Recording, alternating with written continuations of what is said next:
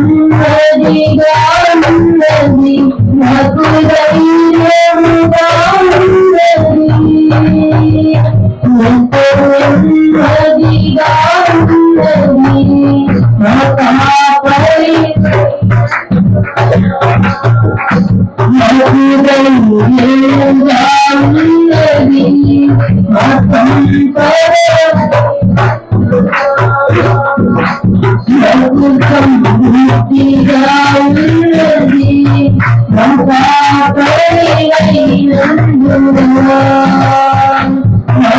ధైర్యముగా ఉన్నది నాకు నెమ్మదిగా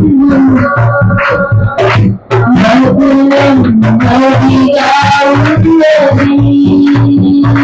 ఎన్ని బ్రతుకులు నీతి ప్రథమా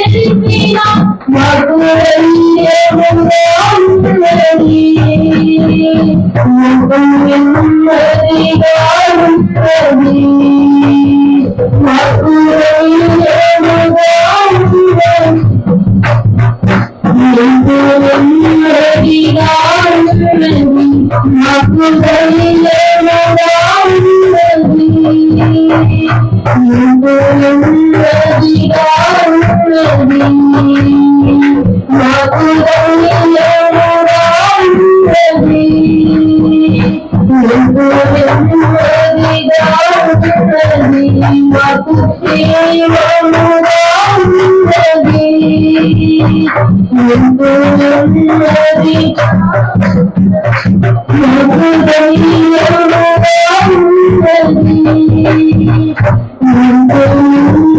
నెమ్మదిగా ఉన్నది మాకు ధైర్యముగా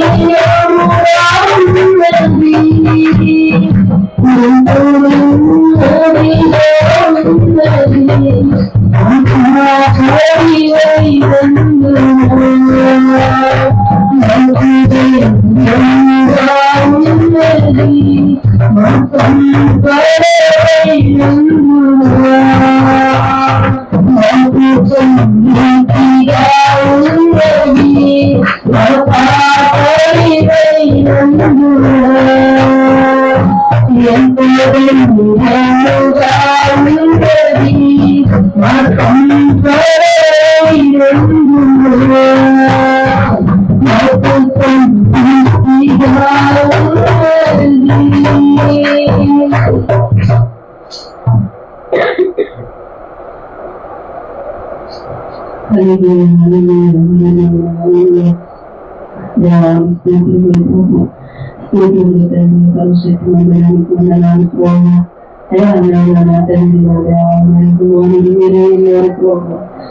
మీరు మా కాపలికి మా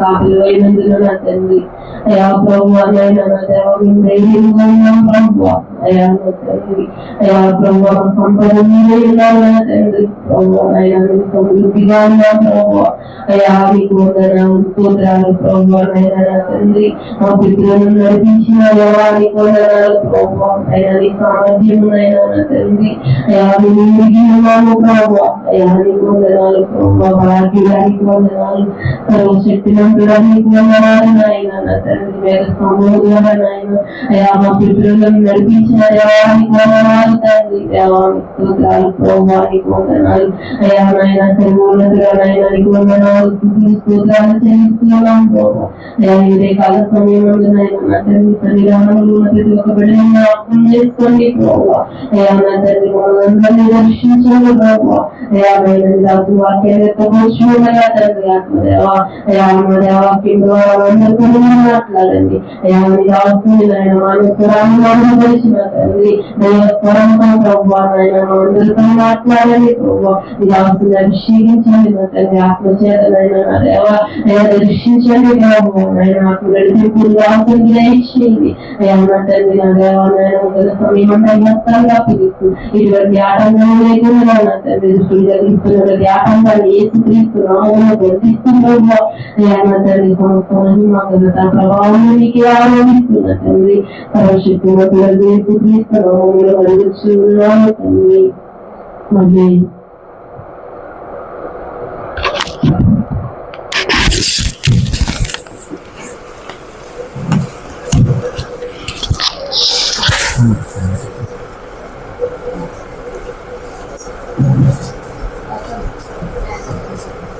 స్తోత్రం. హల్లెలూయా.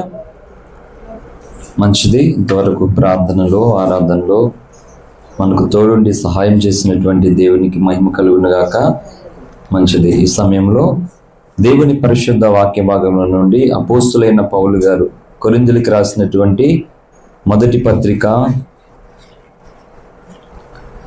9వ అధ్యాయము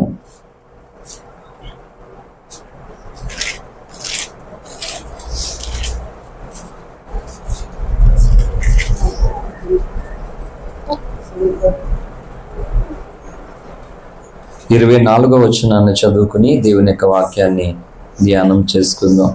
కృత నిబంధన 152వ పేజీ, మొదటి కొరింథీ పత్రిక 9వ అధ్యాయము 24వ వచనం. పందిపు రంగమందు పరిగెత్తు వారందరూ పరిగెత్తుదురు గాని ఒక్కడే బహుమానము పొందునని మీకు తెలియదా? అటువలే మీరు బహుమానం పొందినట్లుగా పరుగెత్తుడి. ఈ పరిశుద్ధ వాక్య భాగం దేవుడు మన వెనుకడిలో ఆశీర్వదించునుగాక. ఆమె చిన్న మాట ప్రార్థన చేసుకుందాం. స్తోత్రం నాయన. మహోన్నతుడగు మా తండ్రి, సర్వ కృపానిదగు మా ప్రభువా, మీ పరిశుద్ధ నామమునకే వందనాలు. అయ్యా, మరొక మారు మమ్మలను ప్రేమించి ఈ ఉపవాస దినమందు నీ పాద సన్నిధికి రావడానికి ప్రభువా మీరు మాకు చూపిన ఈ కృపను బట్టి నైనా మిమ్మల్ని స్తుతిస్తూ ఉన్నాం. కనుక నీ ఎదుకు వచ్చే వారిని ఎంత మాత్రము త్రోసివేయనని సెలవిచ్చినటువంటి దేవుడవు నాయనా, ఇగో నీ ఎదుకు వచ్చిన మమ్మల్ని అందరినీ దర్శించండి.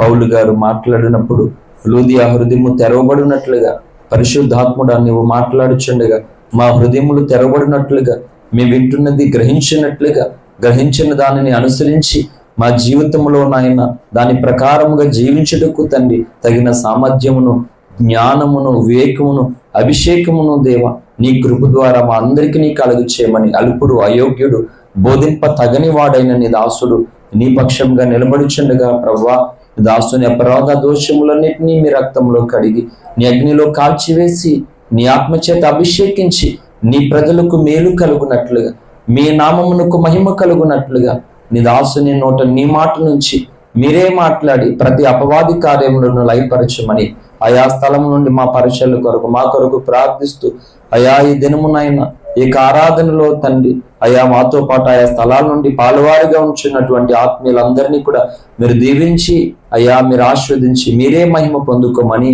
మా ప్రియుడును రక్షకుడైన యేసయ్య మధురమైన నామమున స్తుతించి ప్రార్థించి వేడుకొంచు ఉన్నాం తండ్రి. ఆమేన్, ఆమేన్, హల్లెలూయా. దేవుని పరిశుద్ధ నామానికి మహిమ కలుగును గాక. ఈ ఉపవాస దినమందు ప్రభుని ఆరాధించడానికి ఆయన పాద సన్నిధికి వచ్చినటువంటి మీ అందరికీ ఆయా స్థలాల నుండి మరి మా పరిచయాల కొరకు మా కొరకు ప్రార్థిస్తున్నటువంటి ఆత్మీయులందరికీ కూడా ప్రభును రక్షకుడైన యేసయ్య నామములో హృదయపూర్వకమైన వందనాలు. మంచిది, క్లుప్తమైన సందేశం. కొద్ది నిమిషాల వాక్య ధ్యానాన్ని మనం జ్ఞాపకం చేసుకుని ముందుకు వెళ్దాం. అందరూ కూడా ప్రార్థన పూర్వకంగా ఉండాలని ప్రభుపేట మనవి చేస్తున్నాను. హల్లెలూయా. ఫిజికల్ గానే కొన్ని విషయాలు బైబిల్ గ్రంథంలో మనకి నార్మల్ గా కొన్ని సంగతులు కనబడుతూ ఉంటాయి. ఆ ప్రతి నార్మల్ గా కనబడుతున్నటువంటి ప్రతి సంగతి వెనక ఆధ్యాత్మికంగా, అంటే అక్షరం ఉంది, ఆత్మ ఉన్నది. ఒక అక్షరాన్ని చదువుతున్నప్పుడు ఒక అర్థం వస్తుంది. ఆ అక్షరం వెనుకున్నటువంటి ఆత్మను చదివినప్పుడు, దాన్ని తెలుసుకున్నప్పుడు మరొక అర్థం వస్తుంది. ఈ విషయాలలో సరైనటువంటి స్పష్టత, అవగాహన అనేటువంటిది లేనందువలన క్రైస్తవ సమాజంలో ఇన్ని విభిన్న చీలికలు, డినామినేషన్లు, సిద్ధాంతాలు అనేవి ఏర్పడడానికి కారణం ఏంటంటే అక్షరాన్ని చూస్తున్నారు కానీ ఆత్మను చూడలేకపోతూ ఉన్నారు. కనుక ఫిజికల్ గా కొన్ని అక్షరాలను మనం చదువుతున్నప్పుడు కొన్ని విషయాలు చాలా స్పష్టంగానే కనబడతాయి. అందులో ఒకటి ఏం చెప్తున్నానంటే, అక్కడ అపోస్తులైన పౌలు గారు కొరింథీయులకు రాస్తూ చెప్తూ ఉన్నాడు, పందెపు రంగమందు పరిగెత్తు వారందరూ పరిగెత్తుదురు గాని ఒక్కడే బహుమానం పొందును. అంటే ఇది అందరికీ తెలిసిన విషయమే కదా. అంటే దేవుడు నీకు నాకు తెలిసినటువంటి విషయాలు మాత్రమే మరలా మాట్లాడడానికి మన సమయాన్ని ఆయన ఇచ్చేస్తాడు.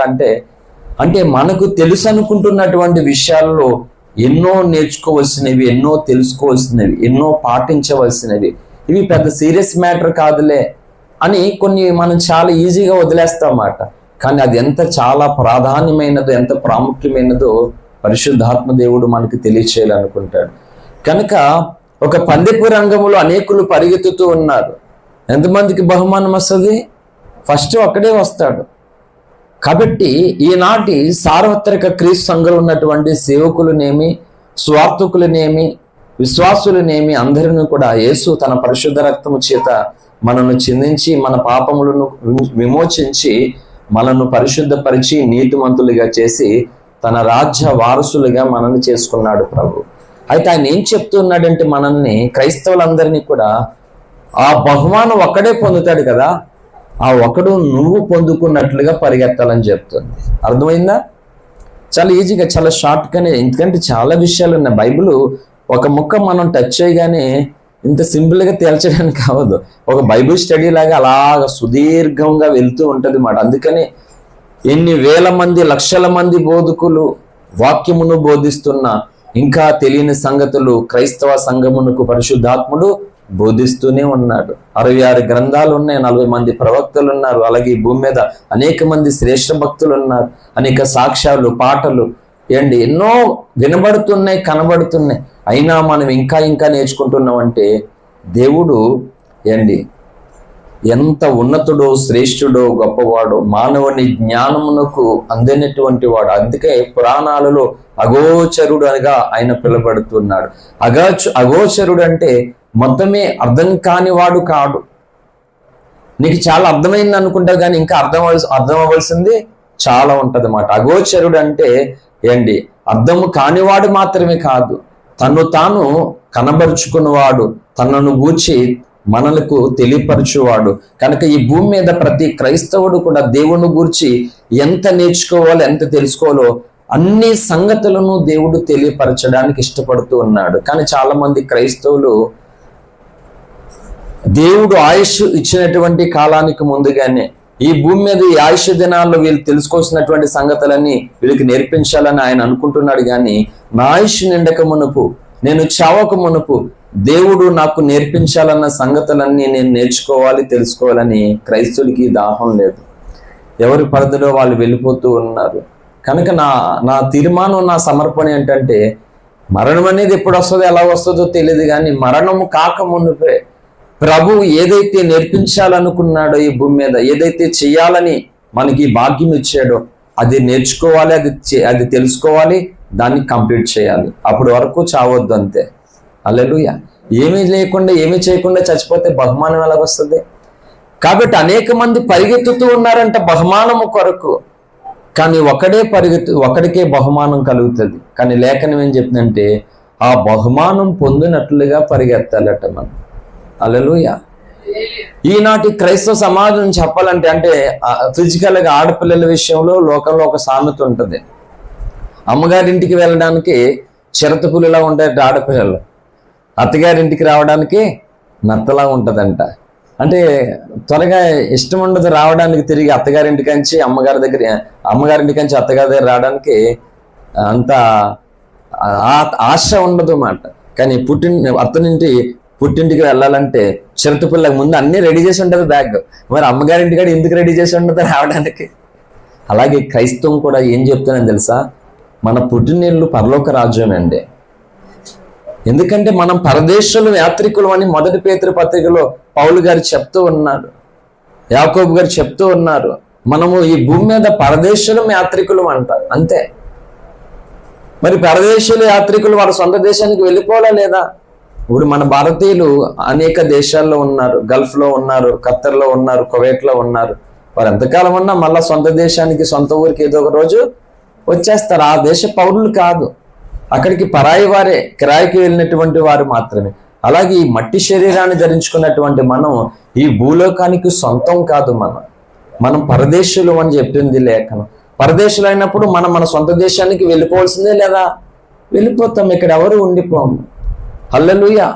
కాబట్టి దేవుని యొక్క ప్రజలు ఈ దినాన్ని ఎలాగున్నారంటే, సొంత దేశానికి వెళ్ళడానికి నత్తలాగా ఉన్నారు మాట. చాలా నెగ్లెక్ట్గా, చాలా లేజినెస్గా, అంటే సోమర్తనంగా, చాలా నిర్లక్ష్యంగా దేవుని పిల్లలు ఈరోజు భక్తి చేస్తున్నాము, ప్రార్థన చేస్తున్నాము, పాటలు పాడుతున్నాము, కానుకలు ఇస్తున్నాము అనేటువంటిది కాదు. అది ఎలాంటిది అంటే, నీవు బహుమానము పొందుకున్నట్లుగా. ఎందుకంటే నువ్వు పొందుకోకపోతే ఏమవుతుందో తెలుసా? నువ్వు పోగొట్టుకుంటావు, నీ పక్కన ఉన్న వాళ్ళు పొందుకుంటారు. అందుకని దేవుని సంఘములో హెబ్రీ పత్రికలో కూడా చెప్పింది, నిర్గమకాండంలో కూడా లేఖనం చెప్పింది, హెబ్రీ స్త్రీలంట చురుకైనటువంటి వారట. అంటే స్త్రీలు చురుకైన వారు, పురుషులు చురుకైన వారు కాదా అంటే ఆ మాటకి అదేనా మీనింగ్ వస్తుందంటే కాదు. ఎందుకు అక్కడ స్త్రీ కోసం మాట్లాడాడంటే, స్త్రీ ద్వారా సంతాన ఉత్పత్తి కలుగుతుంది గనక. ఒకవేళ హెబ్రీ స్త్రీలో ఆ చురుకుగా లేకపోతే వాళ్ళు కలుగుతున్నటువంటి సంతానమును వారు శత్రువులకు అప్పగించుకుని నాశనం చేసేసుకుందరు, వాళ్ళ వంశాలు అభివృద్ధి పొందుకున్నారు. అందుకని వారు చురుకుగా ఉన్నందువలన ఏం చేశారంటే, తమ బిడ్డలను, పుట్టినటువంటి బిడ్డలను పసికందులను చంపడానికి ఫరో సైన్యాన్ని పెట్టాడు, సైనికుల్ని పెట్టాడు. మగపిల్లాడు ఏడిపిన పడింది అనుకో, పుట్టినప్పుడు ఆ పుట్టిన తర్వాత ఆడపిల్ల మగపిల్లాడు నిర్ధారణ చేసుకుంటాడు, మగపిల్లని అయితే చంపేమని చెప్పాడు మాట.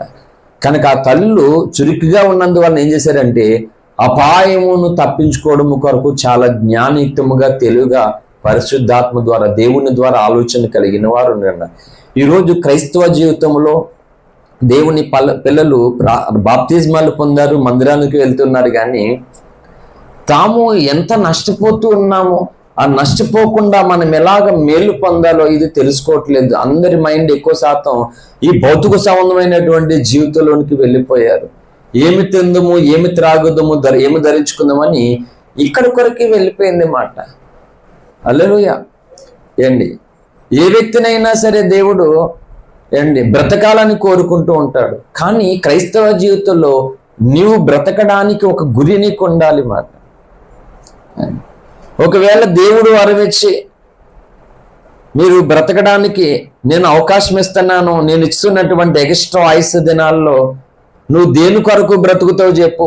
చచ్చిపోతున్నటువంటి స్థితిలో నేను నిన్ను స్వస్థపరిచి కాపాడి ఇంకో కొన్ని దినాలు బ్రతికేలాగా నేను చేస్తాను. అయితే ఆ బ్రతుకు దేని కొరకు బ్రతుకుతావంటే ఎంతమంది సరిగ్గా చెప్తారు? నాకు తెలిసి పిల్లకి పెళ్లి చేసి చచ్చిపోతే చాలు, కొంతమంది కాశీకి యాత్ర చేసి చచ్చిపోతే చాలు, నేను దేవుడి దగ్గర ఒక మొక్కుబడి చేసుకున్నాను అది తీరిపోతే చచ్చిపోతే చాలు, ఇల్లు కట్టి చచ్చిపోతే చాలు, పిల్లలు పెళ్లి చేసి చచ్చిపోతే చాలు, పిల్లలకి ఉద్యోగాలు వస్తే చాలు, ఇలాగ కోరికలే గాని ప్రభువా నరకపాత్రుని నరకపాత్రులైన నాకు ఈ భూమి మీద గొప్ప రక్షణ నాకు ఇచ్చి పరలోక రాజ్య యొక్క వారసురాలుగా నన్ను అంగీకరించావు కదా ప్రభువా.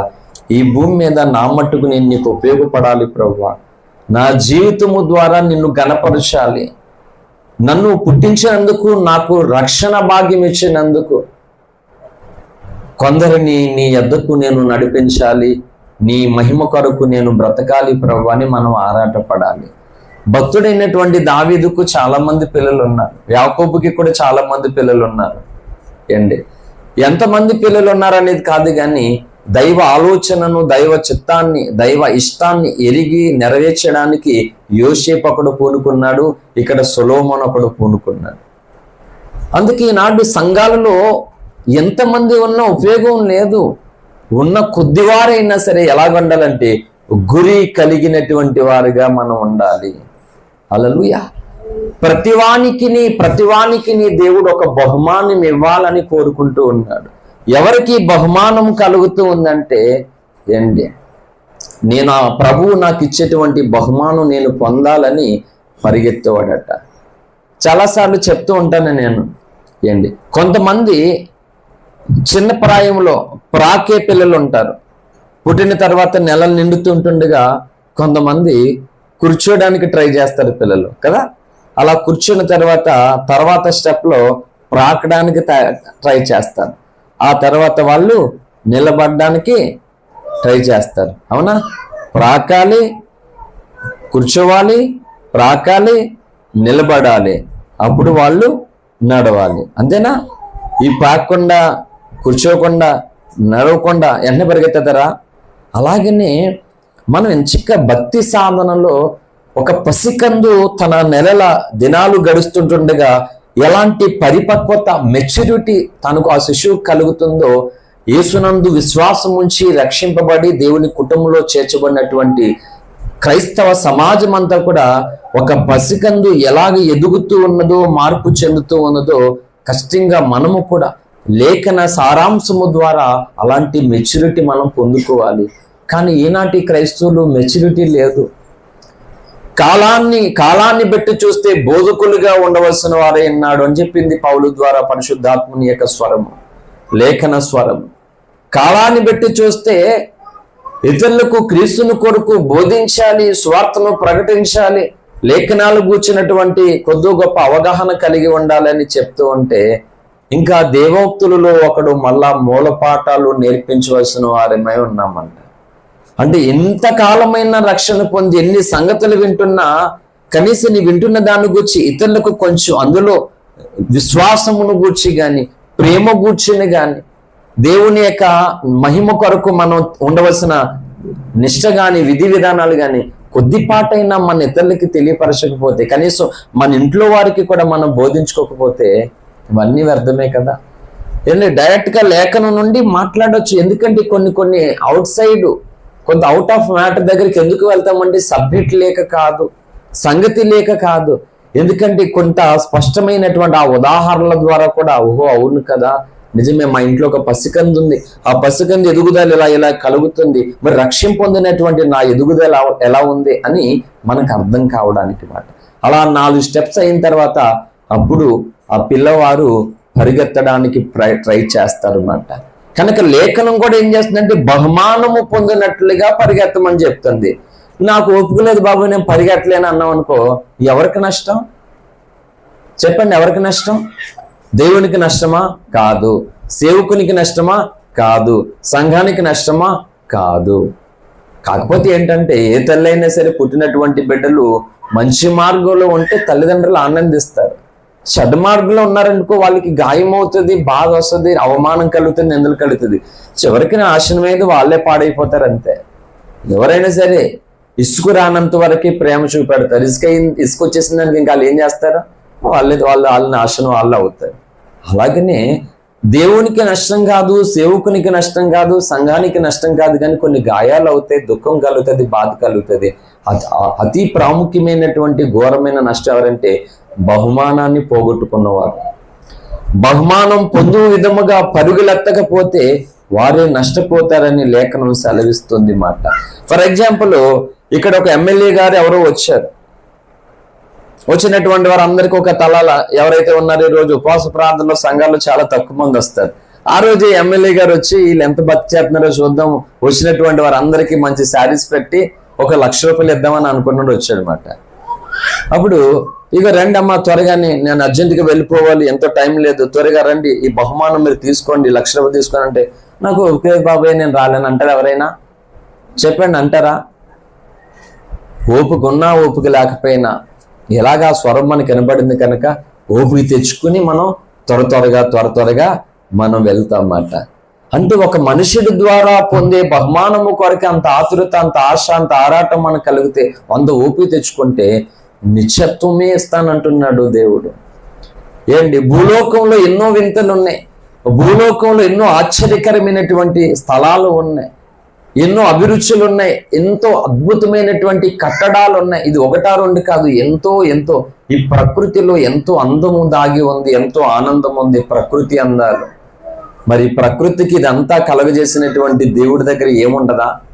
దేవుడు బోసుగా ఉంటాడా? ఏమీ లేనివాడిగా ఉండడు కదా. అంటే దేవుని జ్ఞానము, దేవుని యొక్క ఊహ ఎంత అందాన్ని ప్రకృతి కలగజేస్తే అసలు దేవుని చేతి పని అయినటువంటి నీవు నేను ఈ సమస్తము ఏమన్నాడు తెలుసు? దేవుడు కలుగునుగాక అంటూ కలిగిందంత. అలా కలుగునుగాక అంటే నేను అందమైన ప్రపంచం కలిగింది, కానీ నిన్ను నన్ను ఏం చేశాడైనా తన స్వహస్తాలతో, తన సుందరమైనటువంటి హస్తాలతో నేల మట్టిని తీసేటట్టు దేవుడు. అంటే నిన్ను నన్ను అలా కలుగునుగాక అనలే, తన చేతి పని అట్ట మనం దేవునికి. అంటే ఎంత ప్రేమో, ఎంత ఇష్టముందో, తన చేతి పనితో మనల్ని చేసుకున్నాడు మాట. అంటే ఎంత ప్రేమ మనల్ని చేసుకోవడానికి ఆయనకి ఎంత కృప, ఎంత ప్రేమ ఉందో మన మీద చూడండి. చాలాసార్లు చాలా మంది దేవుడు నాకేం చేసాడు, నా బ్రతుకులు ఏముంది అంతని నయం అనలేదా? దేవుడు వెళ్ళిపోమని చెప్పాడా? ఆ ప్రాంతం నుండి బెత్లెహేము నుండి రొట్టెలు విడిచి దేవుడు వెళ్ళిపోమని చెప్పాడా? చాలా మంది దేవుని ప్రేమేం ఉండదు, దేవుని ఆలోచన ఉండదు, దేవుని నిర్ణయం ఉండదు. వారికి నచ్చిన నిర్ణయాలు తీసుకుంటారు, వారికి నచ్చిన ఆలోచనలు కలిగి ఉంటారు. చివరికి తప్పు ఎవరి మీద వస్తారు? అది చాలా పెద్ద తప్పు. అది అప్పుడు వరకు వారి జీవితాల్లో చేసినటువంటి తప్పిదమ్ములు అన్నిటికంటే ఘోరమైన తప్పు ఏంటంటే దేవుని మీద తోసేయడం. ఏంటి, అపోస్తులైన ఒక పౌలు గారు బాధపడవచ్చు కాబట్టి, ప్రభువా ఇగో నువ్వే కదా నన్ను పిలిచావు, ఆ రోజు నీ పనికి కీడు చేయాలని నేను వెళ్తుండగా తమస్కు మార్గమున నాకు దర్శనం ఇచ్చావు, కన్నులు లేని వాడిని అయిపోయాను, నువ్వు నాతో మాట్లాడావు, నీ పని చేయమన్నావు, కాబట్టి నీ కొరకు నేను వస్తే నాకు ఇన్ని దెబ్బలు తగులుతున్నాయి, ఇన్ని గాయాలు కలుగుతున్నాయి, ఇంత బాధ కలుగుతుంది ప్రభువా, నువ్వు రమ్మన్నందువల్లే కదా వచ్చాను, మరి ఏంటండి అంటే అదే న్యాయము. ఆయన అడగడానికి సరిపోతాడు, ప్రభువా కుమారుడా నీకెందుకు నేనున్నాను. ఎన్నోసార్లు పౌలు గారు మాట్లాడుతున్నప్పుడు తన శరీరంలో ఉన్న ఒక బలహీనతను గురించి ప్రభుని వేడుకున్నప్పుడు నా కృప నీకు చాలును అన్నాడు దేవుడు. సాధు సుందర్ సింగ్ అనేటువంటి పంజాబ్ రాష్ట్రానికి చెందినటువంటి ఒక యవనస్తుడు కూడా తన కాలేజ్ డేస్ లో ఈ పరిశుద్ధ బైబిల్ గ్రంథాన్ని చింపి కాల్చేశాడు. గురునానక్ అనేటువంటి ఆ మతాన్ని కలిగినటువంటి దేవుడిని ఆరాధిస్తున్నటువంటి వ్యక్తి అతడు. కాల్చివేసినప్పుడు ఆ రాత్రి ప్రభు స్వరం తనకు వినపడుతుంది, సుందర్ సింగ్ ఎందుకు నువ్వు నా బైబిల్ కాల్చావు అని మాట్లాడడం మొదలు పెట్టాడు దేవుడు. అందుకే సాధ్యమైనంత వరకు బైబిల్తో పాటు భక్తుల జీవిత చరిత్రలు చదవాలి. ఎందుకు అని అంటే బైబిల్ను వాళ్ళు ఎంత ప్రేమించారో, బైబిల్లో ఉన్నటువంటి ఆ గొప్ప సంగతులను గూర్చి వాళ్ళు ఎంత గొప్ప తీర్మానాలు సమర్పణ చేసుకుని ఎలాంటి గొప్ప విశ్వాసాలు కలిగాయి. రోగినైన నేను కొంత ఉపవాసాలు ఉండడానికి దేవుని పని చేయాలనేటువంటి కాంక్ష, ఆతృత నాకు ఎలాగొచ్చేసింది అని అంటే ఒకటే మాట చెప్తున్నాను, ఎంతో మంది రోగులు ఉన్నారు, కాళ్ళు లేని వాళ్ళు, చేతులు లేని వారు, గుడ్డువారు, ఇలాంటి వారు ఉండి గొప్ప గొప్ప కార్యాలు చేశారు. డేవిడ్ బ్రెయిన్ హార్డ్ అనేటువంటి ఒక భక్తుడు కూడా ఉన్నాడు. 29 సంవత్సరాల వయసులోనే చనిపోయాడు అతడు. కానీ భయంకరమైనటువంటి అనారోగ్యంతోనే ఎడారిలో రెడ్ ఇండియన్స్ మధ్య, ఆంగ్లో ఇండియన్స్ మధ్య స్వార్థ సేవ చేశాడు అన్నమాట. చనిపోతారు అందరూ, కానీ వాళ్ళు చావక ముందు దేవుని ఉన్నతమైన బహుమానం పొందడం కొరకు వాళ్ళు ఈ భూమి మీద పరుగులెట్టారు అన్నమాట. హల్లెలూయా. ఈరోజు దేవుడు చచ్చిపోయే వాళ్ళని బ్రతికించినా పరుగులేదు, రోగులను స్వస్థపరిచినా పరుగులేదు, అప్పుల నుండి విడిపించినా పరుగులేదు, నత్తలాగే ఉన్నారు అందరూ. ఏమి చేసినా పరుగు, దేవుని యొక్క బహుమానం పొందాలనే దాహము, ఆసక్తి నాటి సంఘాలకి లేదు మాట.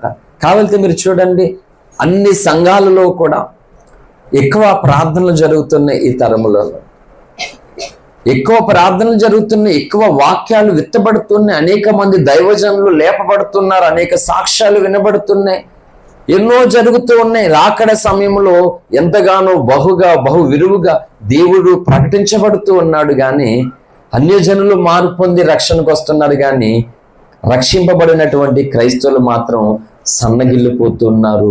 బుద్ధిగల కన్నికులుగా దివిటీలు సిద్ధపరచుకోవాల్సినటువంటి వారుగా ఉండవలసిన సంఘము బుద్ధి లేని కన్నికగా బలహీనమైపోతున్నటువంటి పరిస్థితి మనం చూస్తున్నాం. ప్రార్థనలు ఎక్కువ ఉన్నాయి, కానీ వ్యక్తిగతంగా ప్రార్థన తక్కువైపోతూ ఉన్నారు, సహవాస ప్రార్థనకు దూరం అయిపోతూ ఉన్నారు పరిస్థితి. దానివల్ల మనకి నష్టం.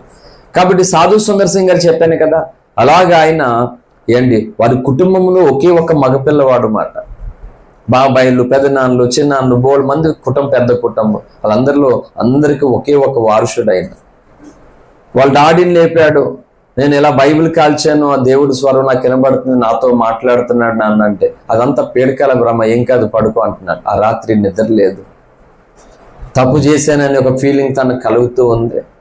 మొత్తానికి తనకు అర్థమైంది, నాతో మాట్లాడుచున్నటువంటి దేవుడు సామాన్యుడు కాదని. ఇంకా తను చింత కలిగినటువంటి వాడిగా ఉన్నాడు, బెంగ పెట్టుకున్నాడు ఆ దేవుని కొరకు బ్రతకాలని. కుటుంబం అంతా మొత్తం పెద్దతల్లు మొత్తం అందరూ కూడా, మనకి ఏం తక్కువరా, మనకి ఏం ఆస్తి తక్కువ ఉంది, ఏ లోటు ఉంది, పైగా యావదాస్తికి నువ్వు ఒక్కడవే వారసుడు, నువ్వే రాజు కుటుంబానికి, అలాంటిది నీకు ఇంకో దేవుడు ఎందుకు వచ్చింది, మన దేవుడు మనకున్నాడు కదని ఎన్నో రకాలుగా వారు తనను ప్రలోభాలు పెట్టినా కానీ ఈరోజు చాలా మంది అంటున్నారు, యేసు ప్రభువుని నమ్ముకోవడానికంట డబ్బులకి అమ్ముడైపోతూ ఉన్నారట, బియ్యం బ్యాగులకు దేనికో అమ్ముడైపోయి యేసు ప్రభు దగ్గరికి వెళ్ళిపోతున్నారట. కోట్ల ఆస్తిని వదిలేసుకుని వచ్చాడు సాధు సుందర్ సింగ్. ఇది ఒక చరిత్ర, ఇది ఒక హిస్టారికల్ సంగతి. ఇది బుద్ధి లేకుండా మాట్లాడుతున్నారు చాలా మంది.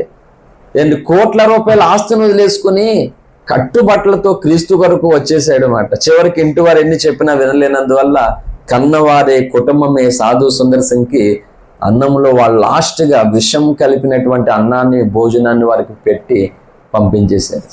రక్తము కక్కుకుంటూ ఉన్నాడు. తను ఒకటే బాధపడ్డాడు, ప్రభువా నీకోసమే నేను అంతా వదిలేసుకుని వచ్చాను, నేను ఇలాగ చనిపోవాలా ఇప్పుడు అని బాధను వ్యక్తపరుచుకున్నాడు. అంతా వదిలేసుకున్నది అమ్మాయి కోసమా, లేకపోతే అన్యాయం చేసి పోలీసులు అరెస్ట్ అయిపోయి వదులుకున్నాడా? కాదు, క్రీస్తు చేత పట్టబడ్డాడు గనక అంతటిని వదిలేసుకుని నష్టంగా పెంటగా ఎంచుకున్నాడు గనక వచ్చేసాడు అన్నమాట. ఎన్ని ప్రసంగాలు విన్నాడు ఎప్పటికైనా చెప్పండి, ఎన్ని కోటలకు వెళ్ళాడు, ఎన్ని ప్రార్థనలో ఉన్నాడు, ఎన్ని సాక్ష్యాలు అన్నాడు, ఏమీ లేదు, నథింగ్. ఒకటి చింపేశాడు అంతే. ఆ రాత్రి ప్రభు తనతో మాట్లాడడం మొదలెట్టాడు. పౌలు కూడా అంతే, ఎంతో కిరాయిగా దుర్మార్గంగా బ్రతికాడు దేవుని పట్ల, కానీ ప్రభు ఆ తమస్కు మార్గంలో మాట్లాడాడు అంతే. ఒక్కసారి మాట్లాడినందుకే, ఒక్కసారి ప్రభు స్వరం వింటున్నందుకే అంత గొప్ప భక్తులు అయిపోయారు. ఒక మాట చెప్పండి, సంఘాలలో, అన్ని సంఘాలలో ఎప్పుడు ప్రభు నాతో మాట్లాడలేదన్న వాళ్ళు ఒకవేళ ఎక్కడైనా సరే, ఒకవేళ యూట్యూబ్ ఫేస్బుక్ ద్వారా వింటున్నటువంటి నా సహోదరులు ఎవరైనా సరే, యేసు ప్రభు వారు నాతో ఎప్పుడు మాట్లాడలేదు, ఏ రకంగానూ మాట్లాడలేదని ఎవరైనా ఉంటే ఒకవేళ చేయి పైకెత్తండి. నేను చెప్తాను, అసాధ్యం. అలాగా ఒక్కరూ కూడా ఎత్తడానికి అవకాశం లేదు. ఒకవేళ డైరెక్ట్ గా ఆయన స్వరము నీకు వినబడకపోవచ్చు, కానీ లేఖన స్వరము వినబడుతూనే ఉన్నది. సహోదరుల ద్వారా, ప్రకృతి ద్వారా. రోమా 1:20 కూడా చెప్పాడు ఆయన. చూడండి, దేవుడు మాట్లాడలేకపోవడం అనేది అసంభవము. ఆయన మాట్లాడుతూ ఉన్న దేవుడు. అందుకని ఈ భూమి మీద ఆయనకు ఒక ప్రత్యేకత ఉన్నది. మొదటి రోమా పత్రిక 1వ అధ్యాయము 20-21 వచనాలు త్వరగా చదువుతాం. ఆయన అదృశ్య లక్షణములు అనగా ఆయన నిత్య శక్తియు మొదలుకొని ఆలోచించట వలన తేటపడుచున్నవి గనుక వారు నిమిత్తులై ఉన్నారు. హల్లెలూయా. మరియు వారు దేవుని ఎరిగి దేవునిగా మహిమపరచలేదు. చాలండి. ఆయన అదృశ్య లక్షణములు అనగా ఆయన నిత్యశక్తి, దైవత్వము, జైవత్వత్తి మొదలుకొని సృష్టిపడిన వస్తువులను ఆలోచించడం వలన తేటపడుచు ఉన్నాయి. కానీ వారు నిరతులే అంటే గ్రహింపు లేదు, మాట ఎరగడం లేదు దేవుడని చేసిన. అలాగే నాటి సంఘంలో జనులతోటి ప్రభు ఎంత మాట్లాడుతున్నా, తన భక్తులను, తన ప్రవక్తలను అభిషేకించి పెందల కాడిని ఇశ్రాయేల్ సమూహం దగ్గర పంపిస్తే వారు ఎంత విన్నా సరే మళ్ళీ నార్మల్. ఈనాటి సంఘాలు కూడా అలా అయిపోతాయి. నేను చెప్తున్నాను, నాకు ఇష్టమైనటువంటి భక్తి నేను, నీకు ఇష్టమైనటువంటి భక్తి నీవు, ఎవరికి నచ్చినటువంటి భక్తి వాళ్ళు చేసుకుంటూ వెళ్ళిపోతే, నేను చెప్తూ ఉన్నాను, ఈ లేఖనాలు మరి ఎందుకు ఇచ్చాడు దేవుడు? క్రైస్తవమా, సార్వత్రిక క్రీస్తు సంఘమా, విహృత సైన్య సమభీకర రూపిణిగా ఉండవలసినటువంటి దేవుడి సంఘము ఈ లేఖనాలకు విరోధకరమైనటువంటి భక్తి చేస్తే దేవుడు ఎలా బహుమానం ఇస్తాడండి? ఇస్తాడా? చెప్పండి. అంటే నేను బహుమానం పొందాలి నా ప్రభు దగ్గర. ఇక్కడ నాకు ఈ భూమి మీద అవమానాలు, నిందలు నాకు కలిగిన గాని నిత్యత్వంలో నా ప్రభు దగ్గర గొప్ప బహుమానం నేను పొందాలని ఆశే లేనటువంటి. హల్లెలూయా. మరి ఏమీ లేకపోతే ఎలాగండి? ఏమీ లేకపోతే ఎలాగా? అంటే నిరాశ, నిస్పృహలు అనేవి కామన్, కలుగుతాయి ప్రతి మనుషులు. ఏంటి చూడండి, అందరూ ఈ భౌతిక సంబంధమైనటువంటి దేహంలో, భౌతిక సంబంధమైన జీవితంలో మనం ఉన్నాము గనక అనేక నిరాశ, నిస్పృహలు అనేటువంటి సంగతులు మనం అనుభవిస్తాం, ఫేస్ చేస్తాం. దానివల్ల నీ ఆధ్యాత్మికతను అణిచివేసుకోకూడదు. నువ్వు దేవుని సన్నిధికి దూరస్తురాలు అవ్వకూడదు. దేవుడు నీతో మాట్లాడుచుండగా గుర్తించలేనటువంటి అవిధేయత స్థితిలోనికి నువ్వు వెళ్ళిపోకూడదు. నా కన్న తల్లి మరణించినటువంటి తర్వాత చాలా వేదనలో, చాలా కృంగితో. ఎందుకంటే నా ప్రపంచం అమ్మ ఉంటే చాలు, ఆమె కనబడితే చాలు, ఒక ధైర్యము, ఒక బలము. అటువంటిది ఆమె దూరము ఎంతో నిరాశ, నిస్పృహలోనికి నన్ను నెట్టివేసి, ఇంకా దేవుని పని చేయడం నా వల్ల కానీ కాదు, నేను చేయలేను ఇంకా ఆయన పని అనేటువంటి పరిస్థితుల్లోనికి నేను వెళ్ళిపోయినప్పుడు ఏంటి ప్రభు నన్ను దర్శించినప్పుడు నేను రాసుకున్నటువంటి కొన్ని పాటల్లో ఒక పాటను మనం పాడుకుని మనం ముందుకు సాగుదాం.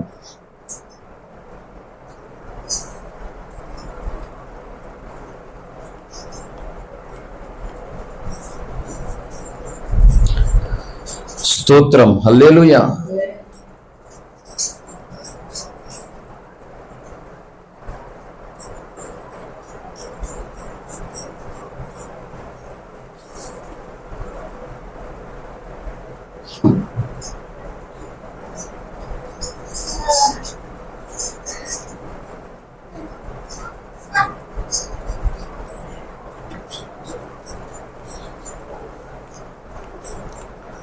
ఈ అవసరానికి కనబడు.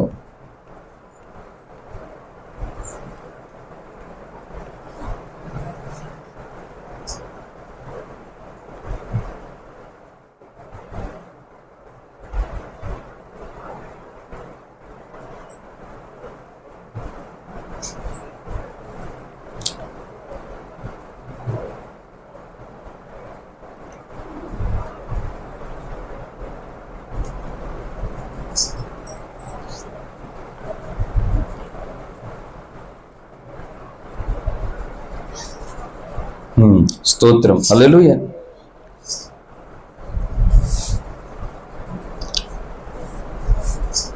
ఆదరించుమా, ఆవరించుమా, ఆదరించుమా, ఆవరించుమా, ఆత్మతో నడుపుమా, నీ ఆత్మతో నడుపుమా. వేదనలో శోధనలో నే నలిగిపోతున్నా, జీవిత యాత్రలో నే కరిగిపోతున్నా, వేదనలో శోధనలో నే నలిగిపోతున్నా, జీవిత యాత్రలో నీ కరిగిపోతున్నా. ఆవరించుమా, ఆదరించుమా, ఆదరించుమా, ఆవరించుమా, ఆత్మతో నడుపుమా, నీ ఆత్మతో నడుపుమా. తల్లి కోసం బిడ్డలా తల్లడిల్లిపోతున్నా, నీటి కోసం దుప్పిలా అల్లాడిపోతున్నా, తల్లి కోసం బిడ్డలా తల్లడిల్లిపోతున్నా, నీటి కోసం దుప్పిలా అల్లాడిపోతున్నా. ఆదరించుమా, ఆవరించుమా, ఆదరించుమా, ఆవరించుమా, ఆత్మతో నడుపుమా, నీ ఆత్మతో నడుపుమా, ఆత్మతో నడుపుమా, ఆత్మతో నడుపుమా. హల్లెలూయా. అంటే ఎవరి చుట్టూ వారికి ఉండవలసినటువంటి స్థితులు పరిస్థితులు ఉంటాయి. ఇప్పుడు మనకు కష్టం లేకపోవచ్చు, మన కుటుంబంలో ఎవరికైనా కష్టం ఉంటే దానివల్ల కూడా మనకు బాధ కలుగుతుంది. సో అలాగే నాకున్నటువంటి పరిస్థితుల్లో దేవుణ్ణి ఏమడుగుతున్నాను ఆ ప్రార్థన గదులంటే ఆదరించుమా, ఆవరించుమా. అంటే దేవుని వలన ఆదరణ కలగాలట. ఇప్పుడు దేవుడే నిన్ను ఆవరించాలి. హల్లెలూయా. ఏంటి, మంచు కలుగుతున్నప్పుడు మొత్తం దారి కనబడకుండా మొత్తం మంచు ఆవరించేస్తుంది. అలాగా ప్రభువు నిన్ను ఆదరించి ఆవరించాలట. ఏం చేయాలట?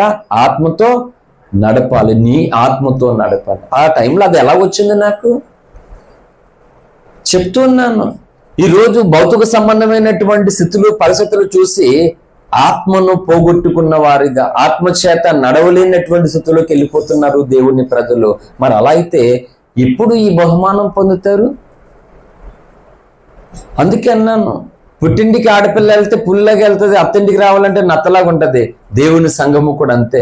దైవ కార్యముల కొరకు నత్తలాగా ఉన్నది, లోక సంబంధము కొరకు పులిలాగా ఉన్నది మాట. ఏ సామెత అయినా ఊరికినే లేదు, అందులో ఎంతో ఆధ్యాత్మికమైనటువంటి విలువలు సంగతులను దేవుడు రాయించి పెట్టాడు. హల్లెలూయా. అపోస్తులైనటువంటి పౌలు గారు తను ఇస్తున్న గొప్ప సాక్ష్యము చూడండి. అపోస్తుల కార్యముల గ్రంథం 20వ అధ్యాయము ముగించేస్తాను. 2-3 విషయాల గురించి చెప్పి ముగించేస్తాను. నేను లాంగ్ మెసేజ్ చేయను, ప్రార్థన చేద్దాం అందరూ కూడా. ఎక్కువగా మన ముందు అనేకమైనటువంటి పోరాటాలు ఉన్న, దైవ కార్యములు చేపట్టవలసిన వారమైన వాటి కొరకు భారంగా మనం ప్రార్థించవలసిన వారమై ఉన్నాం. అపోస్తుల కార్యం గ్రంథం 20వ అధ్యాయము 24వ వచనం. అయితే దేవుని కృపా సువార్తను గూర్చి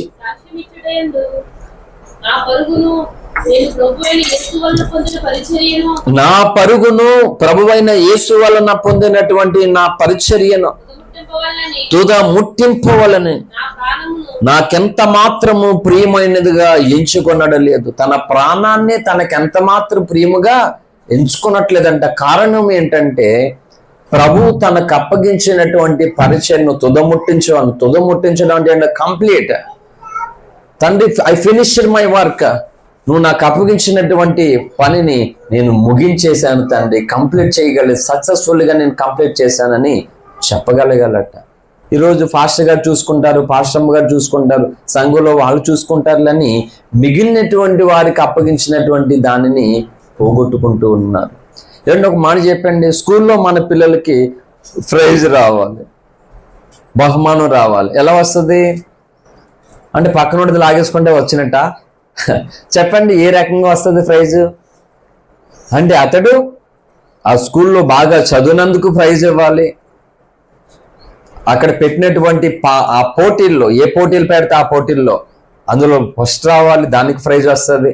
అలాగే తను ఆబ్సెంట్ లేకుండా చక్కగా యానంలో మన అలాగే ప్రైజులు ఇచ్చారంట. 365 రోజుల్లో స్కూల్ వర్కింగ్ డేస్ అయితే ఎన్ని ఉన్నాయో అందులో మానకుండా వచ్చినటువంటి వారికి కొన్ని ప్రైజ్ ఇచ్చారంట.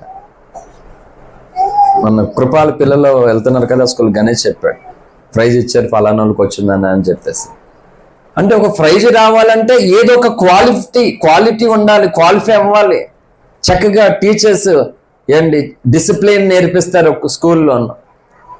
ఆ డిసిప్లిన్కి తగినట్లుగా వారు చక్కగా నడుచుకున్నందుకు వీళ్ళు చక్కగా క్లాసులో ప్రతి విషయంలో కూడా అంత ఎర్రర్ అనేది, చిన్న తప్పిదం, చిన్న లోపం అనేది లేకుండా వీరు చక్కగా ఎంచక్క ఉన్నారని. సో ఇలాగ కొన్ని వాళ్ళ ఒబీడియన్స్కి, వాళ్ళ సిన్సియరిటీకి, అన్నిటి వారి యొక్క ప్రవక్తను కూడా కొన్ని బహుమానాలు కలుగుతాయి.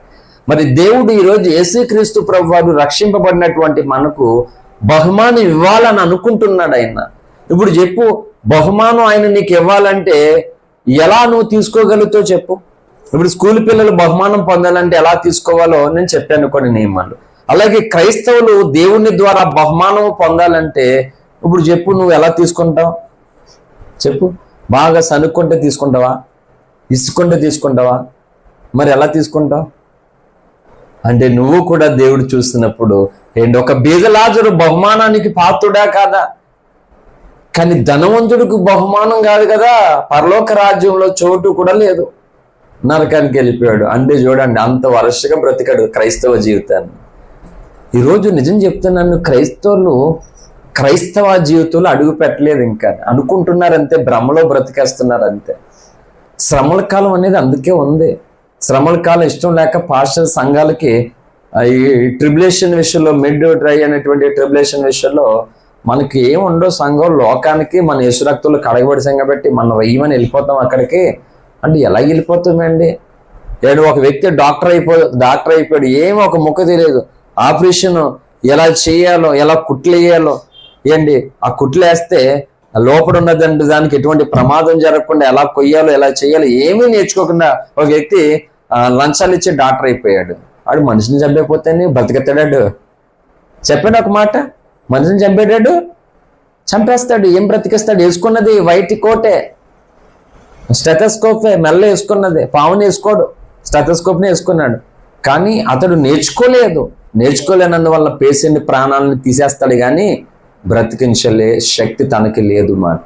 అలాగే క్రైస్తవ జీవితంలో, ఈ భూమి మీద ఎవరితోనైనా అంతే, క్రైస్తవ జీవితంలో కూడా దేవుడు నీకు బహుమానం ఇవ్వాలనుకున్నప్పుడు నీకు ఎలా ఇవ్వగలడు? లాజరును చూడండి, అంటే తాను ఉన్నటువంటి స్థితి ఎలాంటి ఘోరమైన భయంకరమైనటువంటి నిస్సాయమైన స్థితి. తనతోటి ఎవరైనా స్నేహం చేయడానికి ఇష్టపడతారా? అంటే ఏ రకంగానూ లాజరుతోటి ఎవరు కలిసి ఉండడానికి ఇష్టపడరు. తను ఫిజికల్గా కూడా అంత దయనీయమైన భేద స్థితిలోనికి, రోగం అందరికీ కనబడే స్థితి. కొన్ని రోగాలు ఉంటాయి, కనబడతాయి. ఎంత బాధపడుతున్నావు చెప్పు అంటే ఏం చెప్తాము? పేషెంట్ చెప్తామా? చెప్పడానికి అవుతుందా? చెప్పడానికి అవ్వదు. ఎంత ప్రేమ ఉందంటే ఇంత ప్రేమ ఉందని చెప్పచ్చు, కానీ ఎంత బాధ ఉందంటే ఎలా చెప్తాం దాన్ని? బాధ ఎక్కువైపోతే, బాధలో ఉన్నటువంటి ఆవేదన, రోదన ఎక్కువైపోతే కన్నీళ్లు కూడా రావు. దాన్ని దుఃఖము అంటారు మాట. ఏడుపు రాదు ఏడవడానికి, అంటే ఏడుపు కూడా రాలేనంత తీవ్రమైనటువంటి వేదన, రోదన, గాయము తట్టుకోలేనటువంటి స్థితి మాట. మూలుగులు మాత్రమే వినపడతాయి మాట, అని మూలుగు. ఏడుపు కూడా అయిపోయి లోపల నీళ్ళే ఇంకిపోయినాయి. కొబ్బరి బొండాలు తాగుతుంటాం, అక్కడ నీళ్ళే లేవంట, కొబ్బరి బొండాలు పెడుతుంది. ఆడు వేసేవాళ్ళు ఇంకా నీళ్ళు అందులో, అమ్మా ఆడు వేసేవాళ్ళు అందులో నీళ్ళు. అలాగా ఆ బాధలో నీళ్లు ఉండవు, ఎండిపోతాయి మాట. ఇప్పుడు చెప్పండి, నేను బయటికి వెళ్ళిపోలేదు కానీ సుందర్ సింగ్ అలాగా కోట్ల రూపాయల ఆస్తులు వదిలేసుకున్నాడు, దేవుడి దగ్గరికి వచ్చాడు. ప్రభా నీ కొరకే వచ్చాను, ఇలా చచ్చిపోవలసిందేనా అన్నాడు. ఆ విషయాన్ని అంతా వామిటింగ్ రూపంలో బయటకు వచ్చేలా చేశాడు. అండి అద్భుతమైనటువంటి దేవుని పరిచర్యని చేశాడు తను. ఆ తర్వాత తను ఎలా మరణించాడు ఏంటనేది వాస్తవం అనేటువంటిది కనబడలేదు. ఎవరైనా చంపేశారా? హిమాలయాల ప్రాంతాల నుండి టిబెట్గా నేపాల్ అటువంటి అన్ని మొత్తం పరిచర్య ప్రాంతాల్లో హిమాలయాల మీద మంచు కొండల్లో ఉన్నటువంటి ప్రజలకి స్వార్థను ప్రకటించాడు. కాలినడకన తన జీవితంలో ఎక్కువగా స్వార్థికులలో కాలినడకన ఎక్కువగా ప్రయాణం చేసి స్వార్థ ప్రకటించినటువంటి భక్తులలో ఆయన ఒక శ్రేష్ఠుడు మాట, సాధు సుందర్ సింగ్ గారు. ఈరోజు దేవుని పిల్లలు ప్రభువుని సంపాదించుకోవడం కొరకు, ప్రభు దగ్గర ఉన్నతమైన శ్రేష్టమైన కృపను బహుమానాన్ని పొందుకోవడము కొరకు నీలో ఏ కష్టము కానీ ఏ ప్రయాస కానీ ఏది కనబడకపోతే ఆయన ఏం చేస్తాడు చెప్పండి? ఏం చేస్తాడు ఆయన చెప్పండి? ఇప్పుడు నీ పిల్లలకి స్కూల్లో బహుమానం పొందాలంటే వాళ్ళు డిసిప్లిన్లో కానీ ఆ పాటలు ఆటల్లో కానీ చదువులో కానీ వాళ్ళు ఫస్ట్ వస్తే బహుమానం పొందుతారు. మరి నీకు కూడా దేవుడు బహుమానం ఇవ్వాలనుకుంటే నువ్వేం చేస్తే బహుమానం ఇస్తాడు చెప్పండి? వచ్చిన మీరు అందరూ నువ్వు ఎలాగుంటే బహుమానం ఇస్తాడు అంటే నీకు ఎలాగుంటే నీకు నచ్చినట్లుగా ఉంటే ఇస్తాడా బహుమానం? చెప్పండి, ఇస్తాడా? అది చెప్తుంది లేఖనం. ఏం చెప్తుంది తెలుసా? ఖచ్చితంగా నువ్వు బహుమానం పొందులాగా పరిగెత్తాలట. అంటే క్రైస్తవ జీవితంలో నీ భక్తి జీవితంలో ఇంకా నువ్వు పాకే పిల్లగా ఉండకూడదు, ఇంకా నిలబడే స్థితిలో నేను ఉండకూడదు, ఇంకా నడిచే స్థితిలో ఉండకూడదు. ఇన్ని సాక్ష్యాలు, ఇన్ని వాక్యాలు, ఇన్ని కార్యాలు, ఇన్ని మేలు పొందినటువంటి నీవు ఇప్పుడు దేవుని కొరకు ఎలా ఉండాలి తెలుసా? పరిగెత్తే వ్యక్తిగా నువ్వు ఉండాలి. ఇంకా పరిగెత్తలేను, పరిగెత్తడానికి నాకు ఓపిక లేదంటే ఎక్కడికి వెళ్తాం? చెప్పాను కదా మొన్నసారి, కుక్క తనివేస్తుంది, నాకు ఓపిక లేదు, కరిచేసుకుంటామా?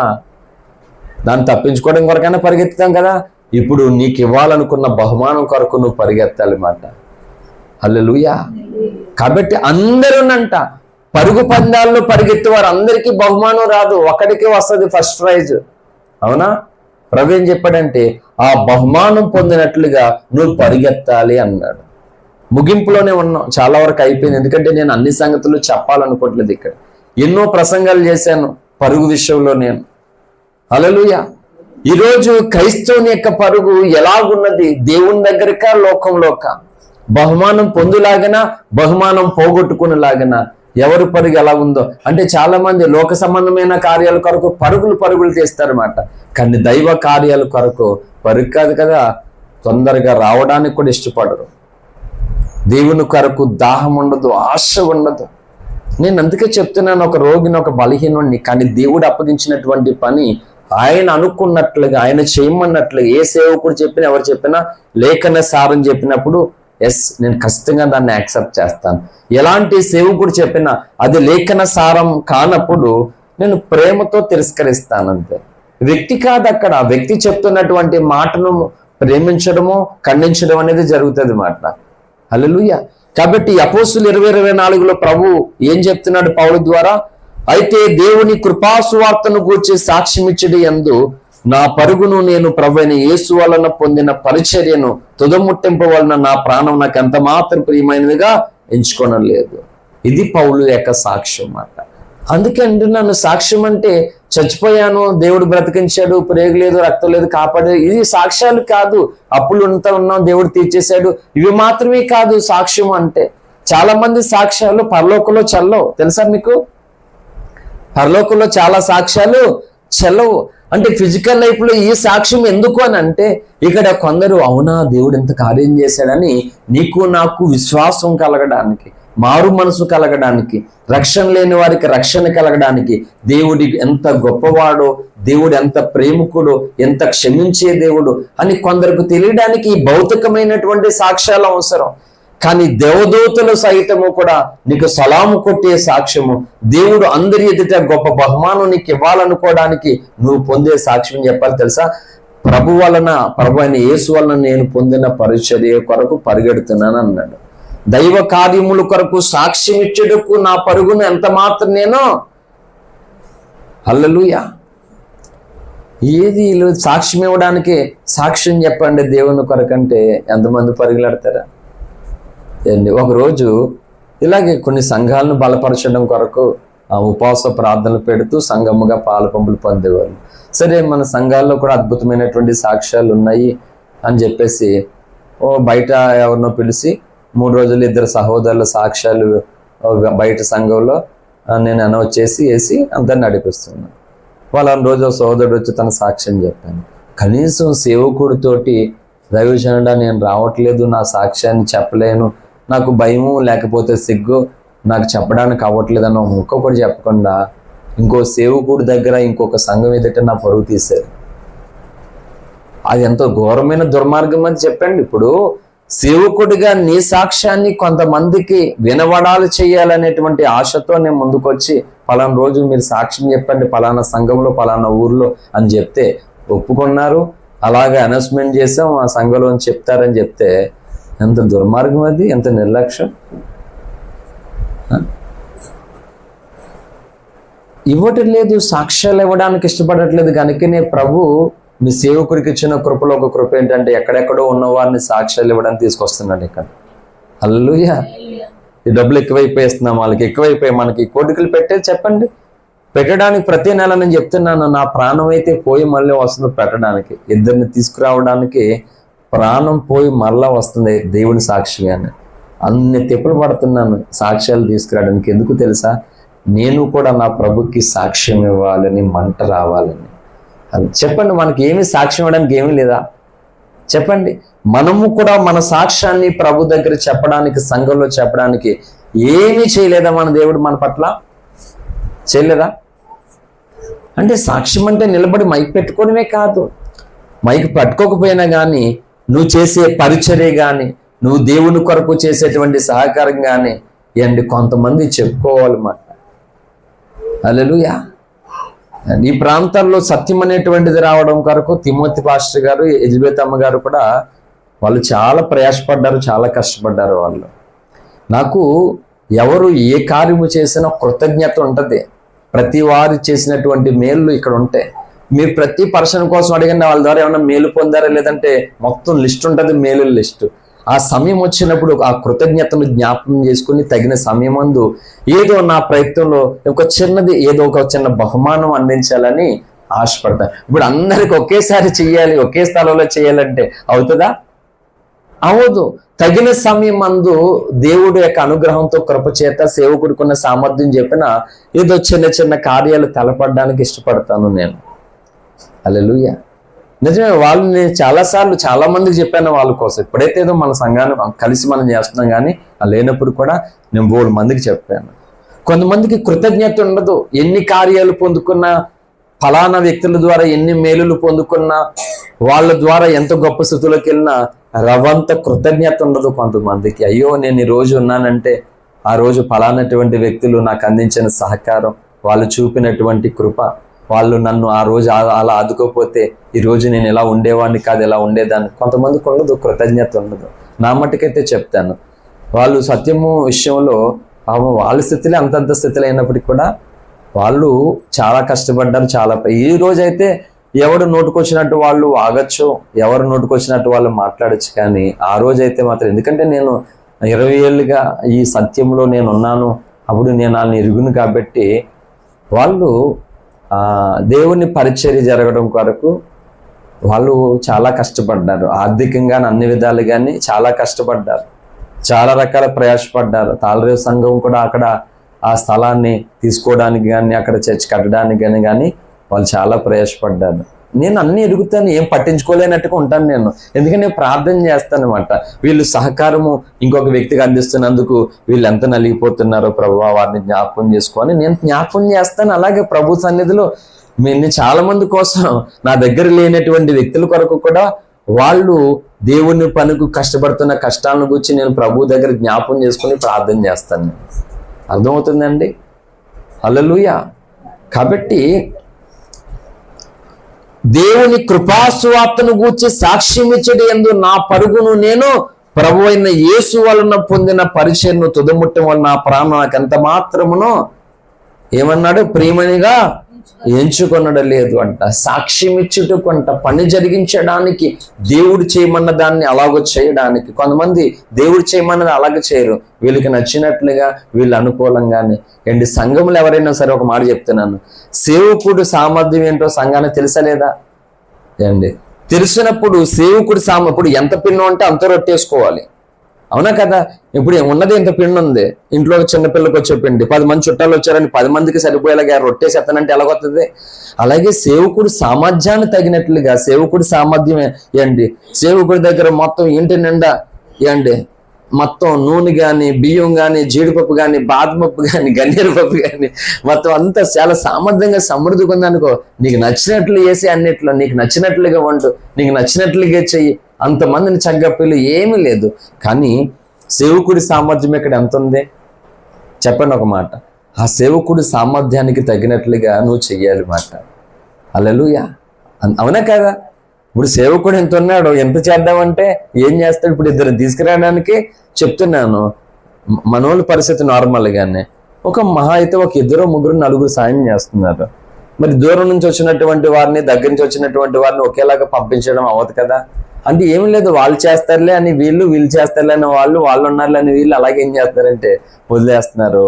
అలా ప్రతి నెల కూడా ఏంటంటే ఈ భుజం మీదకి వచ్చి చాలా భారం మోపు అయిపోతుంది ఇక్కడ అండి. కొంతమంది కొన్నిసార్లు నా చేతిలో ఉన్న బైబిల్ని కూడా నేను పట్టుకోలేనంత బలహీనంగా ఉన్నానని బైబిల్ పట్టుకోవడానికి ఇష్టపడతారు చాలా మంది. ఏం పర్లేదు, బైబిల్ వదిలేండి నా దగ్గర అని, దీన్ని సాధ్యమైనంత వరకు ఎవరికి నేను ఇవ్వడానికి ఇష్టపడను, నేనే పట్టుకుంటాను అనమాట. అంత పట్టుకునేటువంటి ఓపిక లేనంత ఇదిగా అయిపోయేసరికి కనీసం పట్టుకుందామని ముందుకు వస్తారు సోదరులు. కానీ ఈ పరిచర్య చేయడానికి, పని చేయడానికి ఏంటి బోల్డ్ భారము నా వీపుల మీద పడుతుంది అన్నమాట. ఆ భారం మోసుకుని ప్రేమతో, ఇసుకొస్తే ఆశీర్వాదాన్ని నేను పోగొట్టుకుంటాను, సనుక్కుంటే ఆ ప్రభావాన్ని నేను పోగొట్టుకుంటాను. ప్రభువా సరే, అందరూ చేస్తే నేను వేయడానికి అందులో నాకు అవకాశం ఉండకపోను, కాబట్టి ఇతరులు చేయలేదు కాబట్టి నేను అందులో వేయడానికి నాకు అవకాశం ఇచ్చా.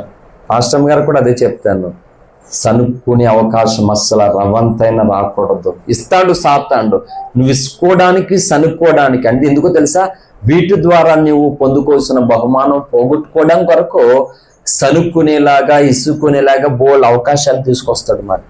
నాకు వస్తే బోలన్నీ రావా? ప్రతి ఒక్కరికి వస్తాయి.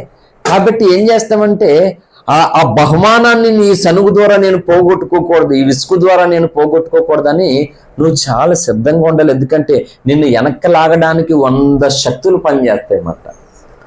అందుకని పరిశుద్ధాత్మ శక్తి నిన్ను ఆ శక్తులకు దూరంగా ముందుకు లాగడానికి, ముందుకు నడిపించడానికి పూనుకుంటుంది అన్నమాట. మనం ఈ శక్తిని చూడడం, వెనక్కి లాగే శక్తిని చూస్తాం. ఏంటి కొంతమంది లాగే వాళ్ళని చూస్తారు కానీ ముందుకు తోసే వాళ్ళు ఎందుకు చూడరు చెప్పండి ఒక మాట, అవునా కదా? హల్లెలూయా. ముగించుకుందాం, మరొక లేఖనాన్ని చూసుకుని మనం ముగించుకుందాం. కాబట్టి ఈరోజు ఈ ప్రసంగం ద్వారా నీ గమ్యము మారాలి, నీ గురి మారాలి. ఏంటి ఒక లక్ష్యం అంటూ నీకు ఉండాలి. లక్ష్యము లేని క్రైస్తవుగాను ఉండకూడదు, గురి లేని క్రైస్తవురాలుగా నీవు ఉండకూడదు. చూడండి పరిశుద్ధ లేఖనము ఫిలిప్పీ పత్రిక 3వ అధ్యాయము, అపోస్తులైన పౌలు గారు ఫిలిప్పీలకు రాసినటువంటి పత్రిక 3వ అధ్యాయం 12వ వచనం చదవండి, త్వరగా ముగించుకుందాం. అమ్మ ఏం చదువుతున్నా? ఫిలిప్పీ 3:12. ఇదివరకే నేను గెలిచితినైనను, ఇదివరకే సంపూర్ణ సిద్ధి పొందితేనను, పొందవలనని అయినను నేను అనుకునలేదు గాని నేను దేని నిమిత్తము క్రీస్తు యేసు చేత పట్టబడుతున్నా దాన్ని పట్టుకునే వాళ్ళని. ఇది అద్భుతమైన మాట, అండర్లైన్ చేసుకోండి, అందరూ వినండి అమ్మ శ్రద్ధగా. పౌలు ఏమంటున్నాడు అక్కడ 20-24లో, నేను పొందినటువంటి పరిచర్య కొరకు సాక్ష్యం ఇచ్చడానికి పరిగెత్తుతున్నా అన్నాడు. ఇక్కడేమంటున్నాడు ఆయన మళ్ళా, ఇదివరకే నేను గెలిచితేనైనను, ఇదివరకే నేను సంపూర్ణ సిద్ధి పొందితేనను నేను అనుకోవట్లేదు గాని నేను దేని నిమిత్తము క్రీస్తు యేసు చేత పట్టబడుతున్నో దాన్ని పట్టుకున్న వాళ్ళని పరిగెత్తుచున్నాను. ఈరోజు నువ్వు నేను దేవుని చేత పట్టబడడం లేదండి. ఏమో మాట చెప్పండి, పట్టబడాలిమా? ఇప్పుడు మన సహోదరులు అడవుల్లో ఏటకెళ్ళారు, పీతలకి వెళ్ళారు. ఇలా చూడండి, మన రాంబాబుకో లేకపోతే డేవిడ్కో ఓ పెద్ద పసుపేత కనబడింది, పెద్ద పసుపేత దొరికింది. ఇప్పుడు దాన్ని పట్టుకుంటారా వదిలేస్తారా? అది కొంచెం కష్టంగా నన్ను వదిలేస్తారా? కనబడింది వాళ్ళకి, అబ్బా ప్రభువా ఎన్ని మండపేతలు పట్టినా కానీ కలిగిన ఆనందం ఇంత పెద్ద పసుపేత వాళ్ళు మాకు పని అయిపోతుంది ఈజీగాని. అండ్ బొంగయ్య ఏంటి ఎన్నో పీతలు కలిపితే కానీ బొంగ అవ్వదు, అలాంటి ఒక బొంగయ్య అంత పెద్ద పసుపేత కనబడిందని ఒకసారి. ఇప్పుడు చెప్పండి సోదరులు, ఒక పీతను ఏం చేసుకుంటాను నేను? కనీసం 50 పీతలన్నా ఇంటికి పట్టుకెళ్ళాలి, కానీ ఈ ఒక పీత ఎందుకు అనుకుంటారు ఎవరన్నానే? ఆ ఒక పీత కనబడింది, ఈ ఒక్కటి చాలు, 100కి సాటి ఇది ఒకటి అనమాట, ఇది ఒకటి చాలు. హల్లెలూయా. ఏం చేయాలి అప్పుడు? దాన్ని ఏం చేస్తారు ఇప్పుడు వీళ్ళు? చాలా జాగ్రత్తగా గట్టిగా, కొంత ఇబ్బంది అయినా సరే పట్టుకోవడానికి చాలా ప్రయాసపడతారు, కష్టపడతారు. అవునా కదా? చాలా కష్టపడతారు, చాలా ప్రయాసపడతారు. పౌలు అదే అంటున్నాడు, ఈ రోజు చెప్తున్నాను, దేని నిమిత్తం నువ్వు యేసయ్య చేత పట్టబడతావో దాన్ని నువ్వు పట్టుకోవాలి. వదిలేస్తున్నాం మనం, ఎందుకంటే ఈ లోకంలో జరుగుతున్న స్థితుల కొరకు, పరిస్థితుల కోసం. ఏంటి అంత అనుకూలంగానే ఉంటుందా మన జీవితం? ఉండదు, అనుకూలంగా ఉండదు. ఈ రోజు నవ్వుతున్నటువంటి వారు రేపు ఏడుస్తూ ఉంటారు, ఈ రోజు ఏడుస్తున్నటువంటి వారు రేపు నవ్వుతూ ఉంటారు. హల్లెలూయా. ఏంది దేవునికి దగ్గరగా ఉండే వాళ్ళు ఎవరైనా సరే నవ్వుతూ ఉంటారు ఖచ్చితంగా అని పక్క మాట. దేవునికి దూరంగా ఉన్నవారు, ధనవంతుడు దేవుడికి దూరంగా ఉన్నాడో ఇతడు ఏమనుకున్నాడంటే, అబ్బా సుఖపడుతూ ఉన్నాను, ప్రతిరోజు ఓదారంగా వస్త్రాలు ధరించుకుంటున్నాను, నాకేమి లోటు, నాకేం చింత, బీదవాడేటి, రోగి ఎలా ఉన్నాడు వీడు, దరిద్రుడు వీడు, భక్తుడట వీడు అని అనుకున్నాడు. ఏండి చివరికి ఎవరు ఏడ్చే స్థలానికి వెళ్ళారు, ఎవరు నవ్వే స్థలానికి వెళ్ళారు అంటే, వేసుకునే బట్టలు, తినే తిండు, ఉండే ఇల్లు కాదు నవ్వడానికి కారణము. క్రీస్తు నీ హృదయంలో నివసించాడు. పెదవసలో చెప్పాను ఈ ఆదివారం, దేవుని ఆత్మ నీలో నివసించుచున్నాడని నువ్వు వెరుగువ. ఎవడైనా దేవుని ఆలయమును పాడు చేసిన ఎడల దేవుడు వాడిని పాడు చేస్తాడని చెప్పాడు కొరింథీయులో. హల్లెలూయా. కాబట్టి నాకు అర్థమైనది, అందుకే ఒంటరి పోరాటం, ఎన్నో బ్యాచ్లు, ఎన్నో గుంపులు, ఎంతో మంది సేవకులు, ఈ గుంపులో నేను ఉండాలి, ఈ గుంపులోనే ఉండాలని చాలా మంది, చాలా గుంపులు వచ్చాయి నాకు. ప్రభువా దేని నిమిత్తము నన్ను ఎన్నుకున్నావు, దేని చేత నేను పట్టబడ్డాను, దానిని నేను గట్టిగా పట్టుకోవాలి, ఎవరి కోసం ఇది వదిలేయకూడదు ప్రభువా, నేను బలహీనుణ్ణి ప్రభువా, కాబట్టి నాకు సహాయం చేయనని ఏడ్చాను. అండ్ ఏ గుంపుకి దగ్గరికి వెళ్ళినా కానీ ఏ గుంపుకి బంధింపబడలేదు, ఏ గుంపులోనూ బానిస అయిపోకుండా ప్రభు కాపాడాడు. ఇంతకాలం ఇలాగా ఏకాకిగా, ఒంటరిగా ఈ పోరాటంలో నిలబడ్డాను. హల్లెలూయా. నీకు ఉండాలి అది ఖచ్చితంగా. నువ్వు కూడా ఒక కారణం చేత పట్టబడ్డావు, ఊరికినే రాలా. రక్షణ పొందామంటే ఏ పని పాట లేక కాదు, ఊరికనే కాదు, ఒక పని నిమిత్తం నువ్వు పట్టబడ్డావు. క్రీస్తు సాక్షిగా ఉండటకు పట్టబడ్డావు, దేవునికి సహకారిగా ఉండడం కొరకు పట్టబడ్డావు. కాబట్టి సహకారిగా, సాక్షిగా నువ్వు పట్టబడితే బహుమానం నీదే. హల్లెలూయా. ఇక్కడ ఏమీ లేకుండా బహుమానం ఎలా పొందుతారండి? ఎవరైనా పొందుతారా? పొందుబాటు కనుక రోగి ఈడేం పట్టుకుంటారులే వదిలేస్తారు అనుకున్నారు చాలా మంది. కొంతమంది బక్కోలే కానీ చాలా బలం ఉంది అంటారు కదా. ఏం బక్కోలైతే బలం ఉండకూడదా? ఎలోదియా బక్కోలైతే ఏమ్మా కాంచిన ఉండకూడదా? కాబట్టి బక్కోడా అక్కడ బండోడా మొండోడా అనేది పక్కన పెడితే నీ విశ్వాసం ఎంత గొప్పదో అంత గట్టిగా పట్టుకుంటావు అంతే. సరైన విశ్వాసం లేదంటే లూజుగా వదిలేస్తావు. ఏండి సరైన విశ్వాసం నీకుందనుకో, ఎన్ని రకాల యోబుని సాతానుడు పిల్లలు, ఆస్తులు, మొత్తం శరీరం, భార్య, స్నేహితులు, అన్ని రకాలుగా యోబుకి గాయాలు కలుగుతూనే వచ్చాయి.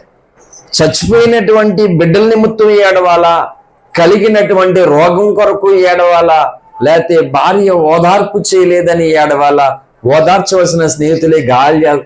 చూడండి ఎంత దారుణమో. ఒకేసారి యోబు తన జీవితంలో అసలు దేని కొరకు ఏడవాలో తెలియలేదు. మా అమ్మ చనిపోయి చాలా పుట్టుడు దుఃఖం యాదనతో ఉంటే మీకు ఎవరికి అర్థం కానీ, మీకు ఎవరికి తెలియనటువంటి ఒక సంగతి చెప్తున్నాను, ఒక రహస్యం చెప్తున్నాను వినండి. ఇంతవరకు ఎవరికీ తెలియని సంగతి. అసలు నేను స్వస్థత పొందాను కదా, ఆరోగ్యవంతుని అయిపోయాను. కానీ విచిత్రం ఏంటంటే అది DNA ప్రాబ్లము. లైఫ్ లాంగ్ ఆ కాయలు వస్తూనే ఉంటాయి.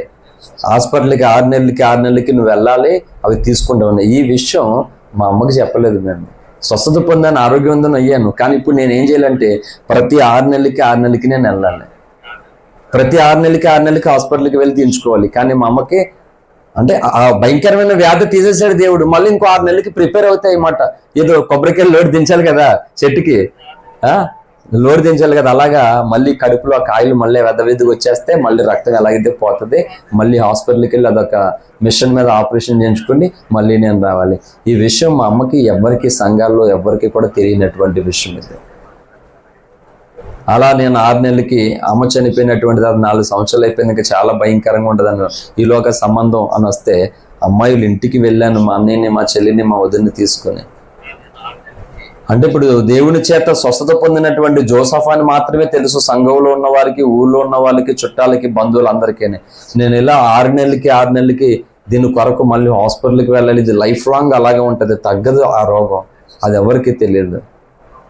కాబట్టి నన్ను చేసుకునేటువంటి వ్యక్తికి నా కోసం సంపూర్ణంగా మొత్తం అన్నీ తెలియాలని చెప్పి వీళ్ళు తీసుకుని నన్ను అక్కడికి వెళ్ళి వాళ్ళ ఫ్యామిలీ మెంబర్స్ అందరినీ చెప్తున్నాను, అందరినీ పిలిపించాను. అందరూ ఉన్నారు ఇక్కడ. అయితే దేవుడు నన్ను స్వస్థపరిచాడు, చచ్చిపోయే నన్ను దేవుడు బాగు చేశాడు, ఇప్పుడు ఆరోగ్యం నాకు కలిగింది. అయితే ప్రతి 6 నెలలకి నేను హైదరాబాద్కి టెస్ట్కి వెళ్ళాలి, ఒక 20,000 అవుతుంది, లైఫ్ లాంగ్ ఇలాగే చెయ్యాలి. ఇది పరిస్థితి. 1000 అబద్ధాలు ఆడైనా ఒక పెళ్లి చేయమన్నారు, ఒక్క అబద్ధం కూడా ఆడి పెళ్లి చేసుకోవాల్సిన అవసరత నాకు లేదు. ఎందుకంటే నేను జీవం కలిగిన దేవుణ్ణి సేవకుణ్ణి. ఇది సంగతి. ఎందుకంటే నా చుట్టాలు నన్ను ప్రేమించే వాళ్ళు నా కోసం గొప్ప చెప్తారు, కానీ నాకు అది కాదు కావాల్సింది. నేను అనుభవిస్తున్నది ఏంటో అది నేను మాత్రమే చెప్పాలి. నన్ను ప్రేమించి కొన్ని సంగతులు దాయొచ్చు, ఒక ప్రేగు లేదు, ఇక్కడ నుంచి ఇక్కడ దాకా సీరేసారని నన్ను షర్టు చూపించాను, వాళ్ళ ఇంటికాడ బటన్స్ చూపించాను. మా అన్నయ్యనేమో చెల్లి, మా వదినీలు అందరిని బయటకు వెళ్ళిపోమన్నాను. వాళ్ళ ఫ్యామిలీతో పెళ్లి కొడుకు సంబంధానికి నేను మాట్లాడాను. అర్థమవుతుందా మీకు? అలా అయిన తర్వాత అప్పటికే పాస్టర్ గారు 100 రోజుల ఉపవాసంలో ప్రభు మాట్లాడడం, దర్శనం చూపించడం, ఒక సేవకుని కొరకు దాచిపెట్టానని చెప్పడం, అలాగే తనకి ఎన్నో దర్శన వరం ఉంది. ఆ వరాల్లో పాడైపోయినటువంటి ఒక వంతెన ఉందంట. దేవుడు ఏం చేశాడంటే ఆ వంతెన ఇప్పుడు బాగైపోయి అన్నీ వెళ్ళిపోతున్నాయట. నాకు పెళ్ళి అయింది, ఇలాగ సంబంధం కుదిరింది, చెప్పాను అన్నీని, ప్రభు మాట్లాడినటువంటిది ఈ సంబంధం ఇదేనని తనకి దేవుడు స్పష్టత ఇచ్చాడు. ఇంట్లో వాళ్ళు మిగిలిన వాళ్ళకి ఎవరికి ఇష్టం లేకపోయినా తను ఇదే అని చెప్పింది. వాళ్ళమ్మ నా కూతురితో దేవుడు మాట్లాడతాడు, నేను నమ్ముతాను, ఎంతమంది నన్ను చీకొట్టినా పర్లేదని మా అత్తగారు తనకి సపోర్ట్గా ముందు నిలిచి మొత్తం మీద ముందడిగి, మిగతా వాళ్ళు అనుమానాలతోటే మా పెళ్ళికి వచ్చారు, మమ్మల్ని చూశారు, మాతో మాట్లాడడానికి వీడు రోగమే కదా అనే అనుమానంతోనే ఉన్నారు, అలాగనే ఉన్నారు.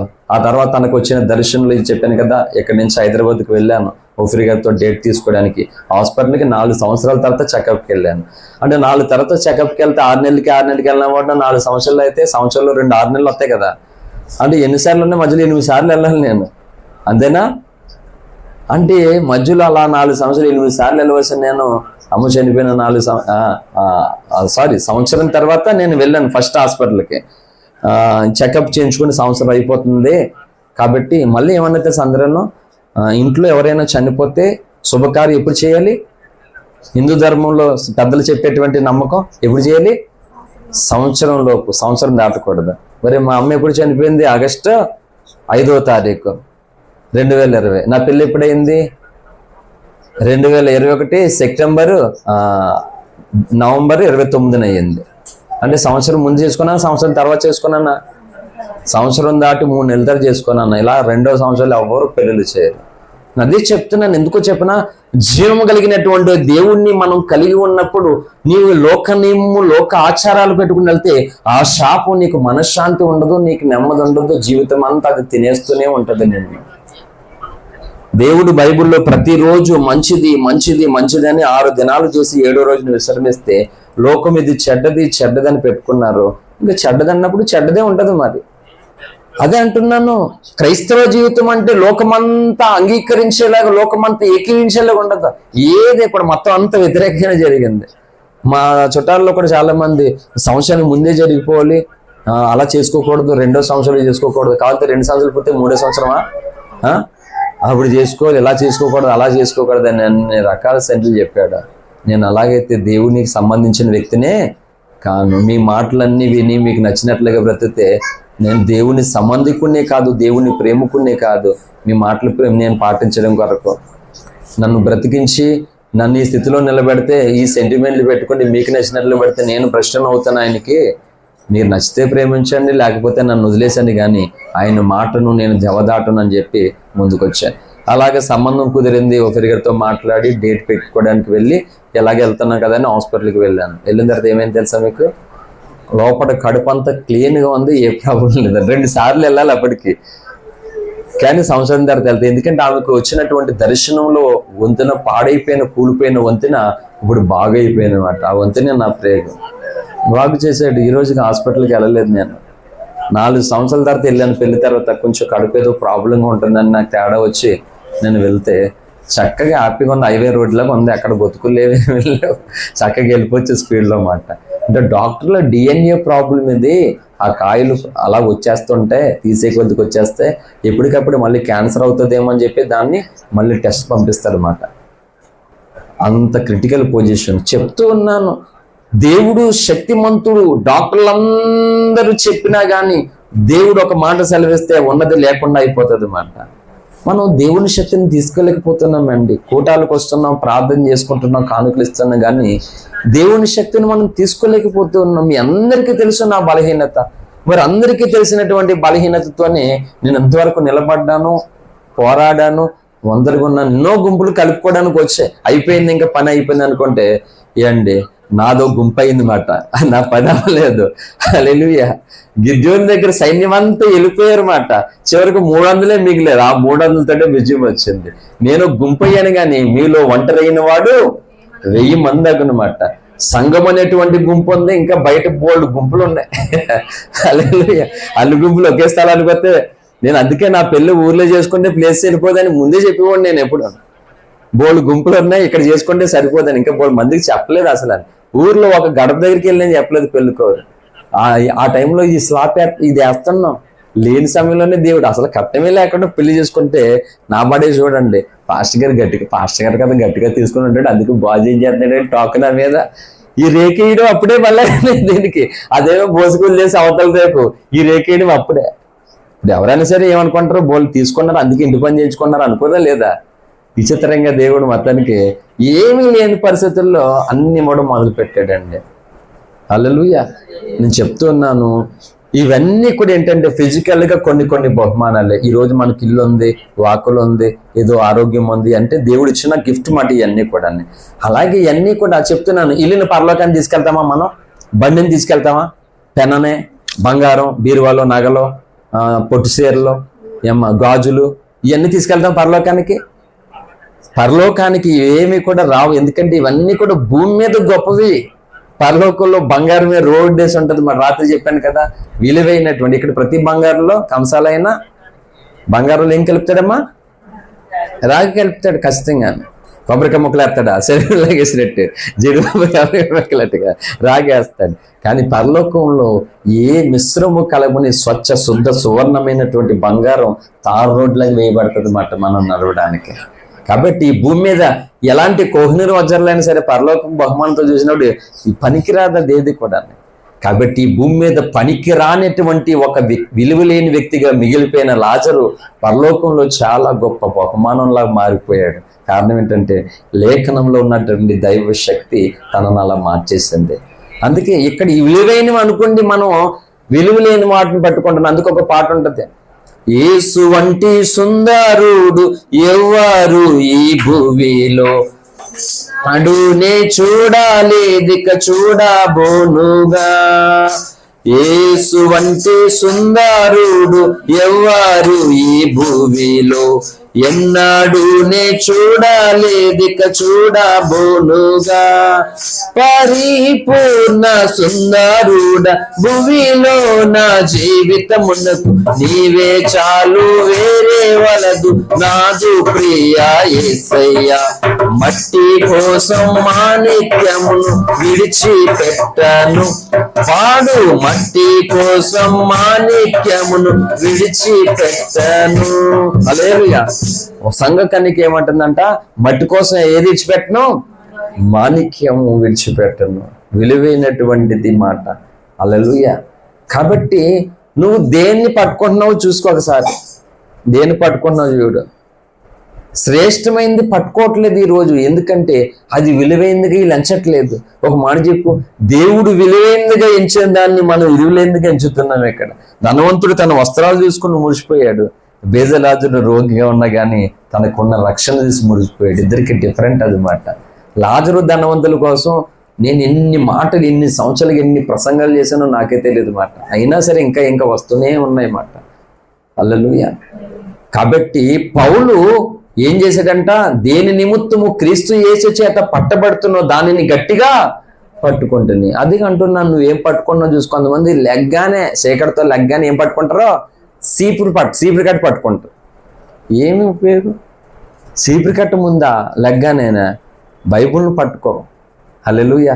ఆయన పాదాలు పట్టుకో. ఏంటి ఒక మాట చెప్పు, బైబుల్ను పట్టుకున్న, ఆయన పాదాలు పట్టుకున్నా నీకెంతో బహుమానం, ఘనత, ఆశీర్వాదం. ఆ దినమంతా ఈ ప్రభు కృప నీకు తోడుగా, నువ్వు ఎదుర్కొంటున్న సమస్యల్లో, పోరాటాల్లో నీకు సహాయకుడిగా నిలబెడతాడు. చీపురు కట్ట పట్టుకుంటే ఏమవుతుంది? ఇది ఈరోజు క్రైస్తులు చేస్తున్న పని. అంటే మీరు ఆలోచించండి. అందుకే సంఘ కన్యక పాడిన పాటలు అవి సామాన్యమైన పాటలు కాదు. మట్టి కోసం నేను మాణిక్యాన్ని విడిచిపెట్టను, పాడు మట్టి కోసం మాణిక్యాన్ని విడిచిపెట్టను అంటుంది మాట సంఘ కన్యక. ఎందుకంటే రేపొద్దుట ఈ మట్టి దేహం ఉండదు, నీకు మహిమ శరీరం ఉంటుంది అన్నమాట. సినిమాలో చూడండి, తలుపులు వేసుకున్న అద్దాల మేడలో ఉన్నా సరే గాలులు అలాగే వెళ్ళిపోతాయి, లోపలికి వెళ్ళవా? అలాగే దేవుడు ఇస్తున్నటువంటి మహిమ శరీరంతో నువ్వు విశ్వలోకాల్లో, ఈ భూమి మీద నువ్వు చూడని అందాలను, ప్రకృతి అందాలను కూడా ఆత్మరూపి అయిన తర్వాత, మహిమ శరీరం చేసిన తర్వాత విశ్వలోకాలను చూస్తామాట. హల్లెలూయా. అప్పుడు అనిపిస్తుంది నీకు, చిన్నపిల్లలు కార్లు, విమానాలు, పొయ్యిలు ఉంటాయి, చిన్నపిల్లలు ఆడుకుని సామాన్లు అట్లా ఇవే నిజమని అనుకుంటాం. గ్యాసులు ఉంటాయి, ట్రైన్లు ఉంటాయి, కార్లు ఉంటాయి, ఇల్లులు ఉంటాయి, అన్నీ ఉంటాయి. సినిమాల్లో ఉంటాయి కదా, సినిమాల్లోని పెడతారు కదా జాయింట్లు, ఇవన్నీ. మీకు విషయం చెప్పనా, అవి నిజం జాయింట్లు కాదు, బొమ్మలు ఇవన్నీ మనకు జాయింట్లే కనబడతాయి అన్నమాట. సినిమాల్లో పగిలిపోతాయి కదా మొత్తం సామాన్లు అన్నీ, నిజమైనవి కాదా ఇవన్నీ డమ్మి. బీరకాయలు, బెండకాయలు, దొండకాయలు అన్నీ రొంగేసి దాని డిజైన్లో బీరకాయలే చేస్తారన్నమాట. ఇవన్నీ బండి మీద పెడతారు, ఫైటింగ్లోనూ ఈ బండి అంతా బయటకు ఎగిరిపోతుంది అన్నమాట. అన్నీ నిజమైనవి కాదు అన్నమాట. అలాగా ఈ బొమ్మలు, ఇల్లులు ఇవన్నీ నిజమైనవి కాదు, ఇవన్నీ పరలోకానికి వెళ్ళిన తర్వాత నేను చిన్నప్పుడు ఆడుకునే వస్తువులు లాగా ఈ భూమి మీద ఉన్నటువంటి దీంట్లో ఎంతో గొప్పగా ఫీల్ అయిపోయినా అసలు బహుమానం ఎక్కడ ఉంది, అయ్యో నాకు ఆ బహుమానం వచ్చింది చూపెడతాడు దేవుడు ఖచ్చితంగా. పరలోకానికి వెళ్ళిన తర్వాత ఈ బహుమానం నీకు వచ్చును, నువ్వు అలా బ్రతికితే భూమి మీద ఈ బహుమానం నీకు ఇద్దాం అనుకున్నాడు దేవుడు. కానీ నువ్వు అలాగా బహుమానం పొందుకునే ఇట్లుగా ఇక్కడ బ్రతకలేదు నువ్వు. అందుకని అది నీ పక్కన వాళ్ళు పట్టుకున్నారన్నమాట, వాళ్ళు పొందేసుకున్నారా బహుమానం, నీకు సామాన్యం మిగులుతుంది. అయ్యో ఆ రోజు చెప్పాడు పాస్టర్ గారు, నిజమే, నేనే పట్టించుకోలేదు, వదిలేశాను, లేకపోతే అది నేను పొందుకునే. ఆ రోజుల్లో ఎకరం పొలం 10,000కి వచ్చేది, మా ఐదారు ముష్టి కొనలేకపోయాను అనవసరంగానే. ఇప్పుడు 50 కోట్లు వచ్చేస్తుంది ఎకరం పొలం, 10,000కి వదిలేసుకున్నాను అని అంటుంటారు పెద్దవాళ్ళు అప్పుడప్పుడు.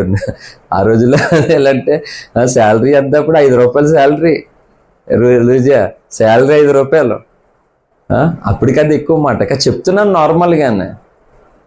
కాబట్టి మనం కూడా అంతే, పరలోకానికి వెళ్ళిన తర్వాత అయ్యో ఈ భూమి మీద దీనికోసం నా శ్రమ అంతా, నా కష్టమంతా, నా జీవితం అంతా వృధా చేసేసుకున్నాను, తీరా ఇప్పుడు నాకు ఇక్కడ ఏమీ లేదు చేతుందని అనేకులు పరలోకంలో బహుమానాన్ని పోగొట్టుకుని ఫుట్పాత్ మీద ఉండిపోతారు అన్నమాట. వాళ్ళకి ఎలాంటి విలువ ఉండదు. ఆ 14 కూడా చదవండి, ఫిలిప్పీ పత్రిక 3:14.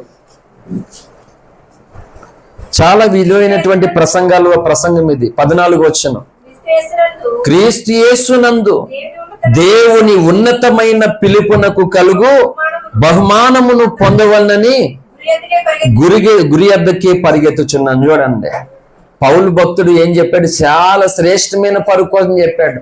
దేవుని ఉన్నతమైనటువంటి బహుమానము పొందవలనని ఎక్కడ పరిగెత్తాడంట?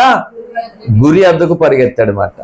అంటే పీత మనల్ని చూసి ఎక్కడికి వెళ్తుంది? అది వెళ్తే పెదవసనాన్ని వెళ్ళిపోతుంది, లేదా పాకడికి వెళ్ళిపోతుంది. పీత అందరూ చూసేది ఎవరిని అంటే ఎక్కడ ఉంటుంది? చిన్న వర్షంలో ఉంటే పీత, లేకపోతే పెద్ద వర్షంలో ఉన్నదనుకో పీత వెళ్ళిపోతే అటు బాగా వెళ్ళిపోద్ది, లేకపోతే చిన్న వర్షంలో వచ్చేస్తుంది. అది మాత్రం చూసేదేటప్పు ఏంటి? చూసేదేటప్పు పెదవసన్నే. అలాగా దేవుని ఉన్నతమైనటువంటి బహుమానం పొందవాలని పౌలు గురి వద్దకే పరిగెత్తాడట. ఈరోజు నేను చెప్తున్నాను, మనం గురి వద్దకు పరిగెత్తట్లేదు. అందుకని నువ్వు పొందుకోవాల్సినవన్నీ ఇంకొకటి పొందేసుకుంటున్నాడు మాట. హల్లెలూయా. ఆ ఉన్నతమైనటువంటి బహుమానం పొందుకునే రీతిగా నువ్వు గురి ఎద్దకు పరిగెత్తాలి. ఒకే ఒక్క మాట ఏంటి, ఒక వ్యక్తి తన జీవితంలో పరిగెత్తాడు కానీ గురి ఎద్దకు కాకుండా గురి తప్పి పరిగెత్తి వల్ల తనకి ఎంత నష్టము కలిగిందో ఒక లేఖనాన్ని మనం జ్ఞాపకం చేసుకుని ఇంతటితో ఈ వాక్యాన్ని మనం ముగించుకుని ప్రార్థన చేసుకుందాం. రాజుల రెండవ గ్రంథము 5వ అధ్యాయము 20వ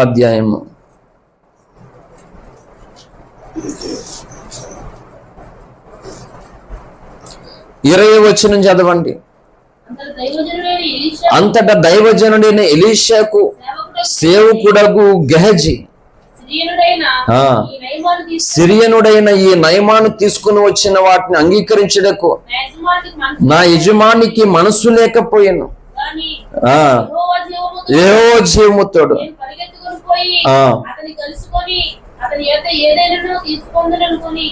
నయమానును కలుసుకొనుటకై పోవుచుండగా నయమాను తన వెనుక నుండి పరుగున వచ్చుచున్న వారిని చూచి తన రథము మీద నుండి దిగి వారిని ఎదుర్కొని క్షేమమా అని అడిగిన అతడు క్షేమే అని చెప్పి నా యజమానుడు నా చేత వర్తమానం పంపి ప్రవక్తల శిష్యులు 2 యవనులు ఎఫ్రాయిమాన్యము నుండి నా యొద్దకు ఇప్పుడే వచ్చేది గనుక నీ వారి కొరకు 2 మనుగుల వెండి 2 దుస్తుల బట్టలను దయచేయమని సెలవిచ్చుచున్నాడనెను. అందుకు నయమాను నీకు అనుకూలమైతే రెట్టింపు వెండి తీసుకోమని బతిమాలి 2 సంచుల్లో 4 మనుగుల వెండి కట్టి 2 దుస్తుల బట్టలనిచ్చి తన పనివాళ్ళు 2 మీద వాటిని వేయగా వారు గెహజీ ముందర వాటిని మోసుకుని పోయేది. మెట్ల దగ్గరకు వారు రాగానే వారి యొద్ద నుండి గెహజీ వాటిని తీసుకుని ఇంటిలో దాచి వారికి సెలవేగా వారు వెళ్ళిపోయేది. అతడు లోపలికి పోయి తన యజమాని ముందు నిలవగా ఎలీషా వానిని చూసి గెహజీని వెచ్చటి నుండి వచ్చేటవన్నీ అడిగినందుకు వాడు నీ దాసునైన నేను ఎచ్చటికి పోలేదనను. అంతటి ఎలీషా వానితో ఆ మనుషుడు తన రథము దిగి నేను ఎదుర్కొండకు తిరిగి వచ్చినప్పుడు నా మనసు నీతో కూడా రాలేదా? ద్రవ్యమును వస్త్రమును ఒలవ చెట్ల తోటలను ద్రాక్ష తోటలను గొర్రెలను ఎడ్లను దాసదాసులను సంపాదించుకుంటకు ఇది సమయమా? కాబట్టి నయమానుకు కలిగిన కుష్టు నీకును నీ సంతతికి సర్వకాలము అంటిండునని చెప్పగా వాడు మంచు వలె తెల్లనైన కుష్టము కలిగి ఎలీషా ఎదుటి నుండి బయటకు వెళ్ళెను. ఇప్పుడు చూడండి, ఎలీషా గొప్ప సేవకుడు, గొప్ప ప్రవక్త. ఏలియా ప్రవక్త యొక్క 2 అభిషేకాన్ని పొందినటువంటి దైవజనుడు. అటువంటి దైవజనుడు దగ్గరే ఉండి గెహజీ సేవ చేస్తూ ఉన్నాడు. ఇప్పుడు చూడండి, పరిగెత్తాడట. ఎలా చూడండి, దేని కొరకు పరిగెత్తాడు? దైవజనుడు దేవుడు అప్పగించని పని కొరకు పరిగెత్తాడా? చూడండి, దేని కొరకు పరిగెత్తాడమ్మా? నిషిద్ధము వద్దు అన్నటువంటి దాని కొరకు పరిగెత్తాడు. హల్లెలూయా. ఈరోజు అదే చెప్తున్నాను, చాలా మంది నష్టపోవడానికి, శాపగ్రస్తులైపోవడానికి, పాడైపోవడానికి, ఉన్న దానిని, ఉన్న సంతోషాన్ని, సమాధానాన్ని పోగొట్టుకోవడానికి కారణం ఏంటంటే నిషిద్ధమైనటువంటి వాటిని, దేవుడు వద్దైనటువంటి వాటిని ఏమో పొందుకుంటారు, దేవుడు పొందుకోమన్నటువంటి వాటిని ఏమో నిషిద్ధమైన ఎంచుతారు అన్నమాట. నేను చెప్తాను, మా పెద్దమ్మ చాలా ప్రార్థన చేసేది. భయంకరమైన దురాత్మలు ఇంకో కుళాయి దగ్గరికి, ఆ బోరు వాటర్ కొట్టుకునేటువంటి దగ్గరికి బిందెలు పెట్టి బోరు కొట్టుకుంటే తెల్లజాముని ఆ బిందెలు ఇరిసిపాడేసి అంట వాళ్ళు ఆరాధించేటువంటివి. ఇంట్లో టప్ టప్ టప్ అంటూ మొత్తానికి భయంకరమైన గందరగోళం అల్లిపించేసి దేవుడిని నమ్ముకుని చర్చికి వెళ్తామని చెప్పేసి భయంకరంగానే తెల్లగా ఉంటుంది మా పెద్దమ్మ కాకినాడ. మొత్తం ఈ మోకాలన్నీ కూడా పగిలిపోయి నల్లగా వచ్చేసి మచ్చల దర్శనం చూసి ఒక మనిషి చనిపోతాడని చెప్పేది, లేకపోతే మనిషి బ్రతుకుతాడని చెప్పి, మా నాన్న చనిపోతాడని చెప్పి మా పెద్దమ్మ, నేను బ్రతుకుతానని చెప్పింది మా అమ్మకి. అలాగే జరిగిన అంత ప్రార్థనాపరులు, అంత దైవ దర్శనం.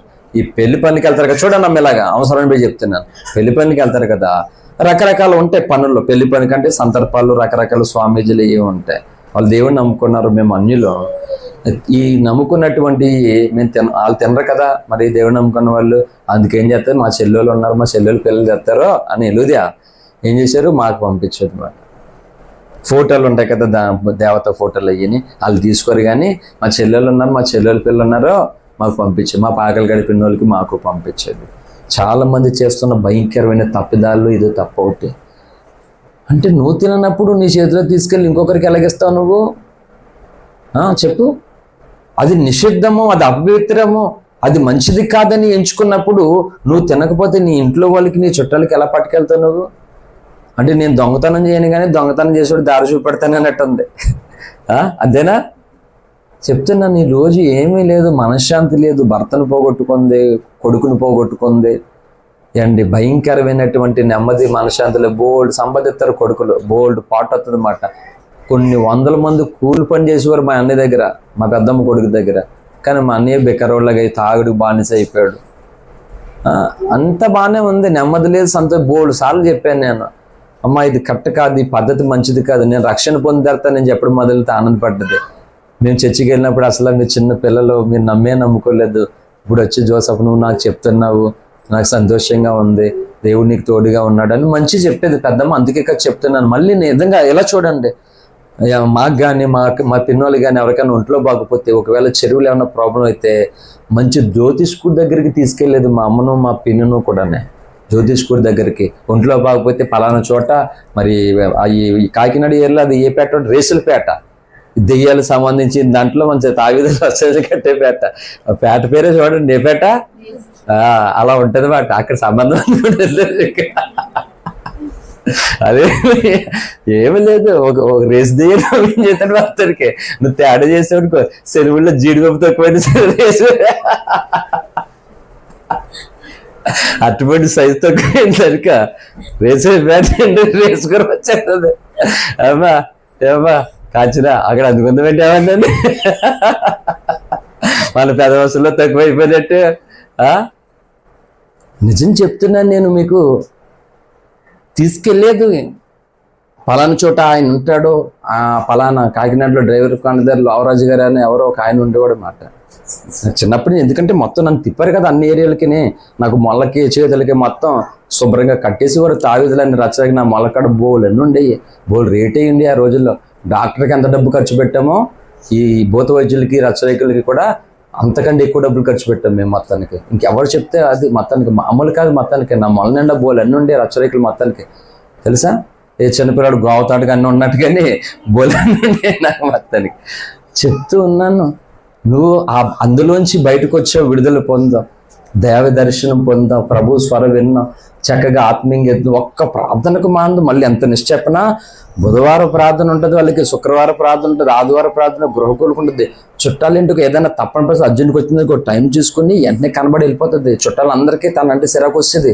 ఎందుకు చెప్పినా ప్రార్థనకి వెళ్ళిపోవాలి అర్జెంటుగా, మా అయ్యగారు చూస్తాడు, ప్రార్థనకి వెళ్ళిపోవాలి, నేను అందరికంటే ముందు ఉంటాను చర్చిలోను అని అనేది. అబ్బా పెద్దమ్మకి చాలా ఆసక్తి ఉండేదని అనుకునేవాడిని.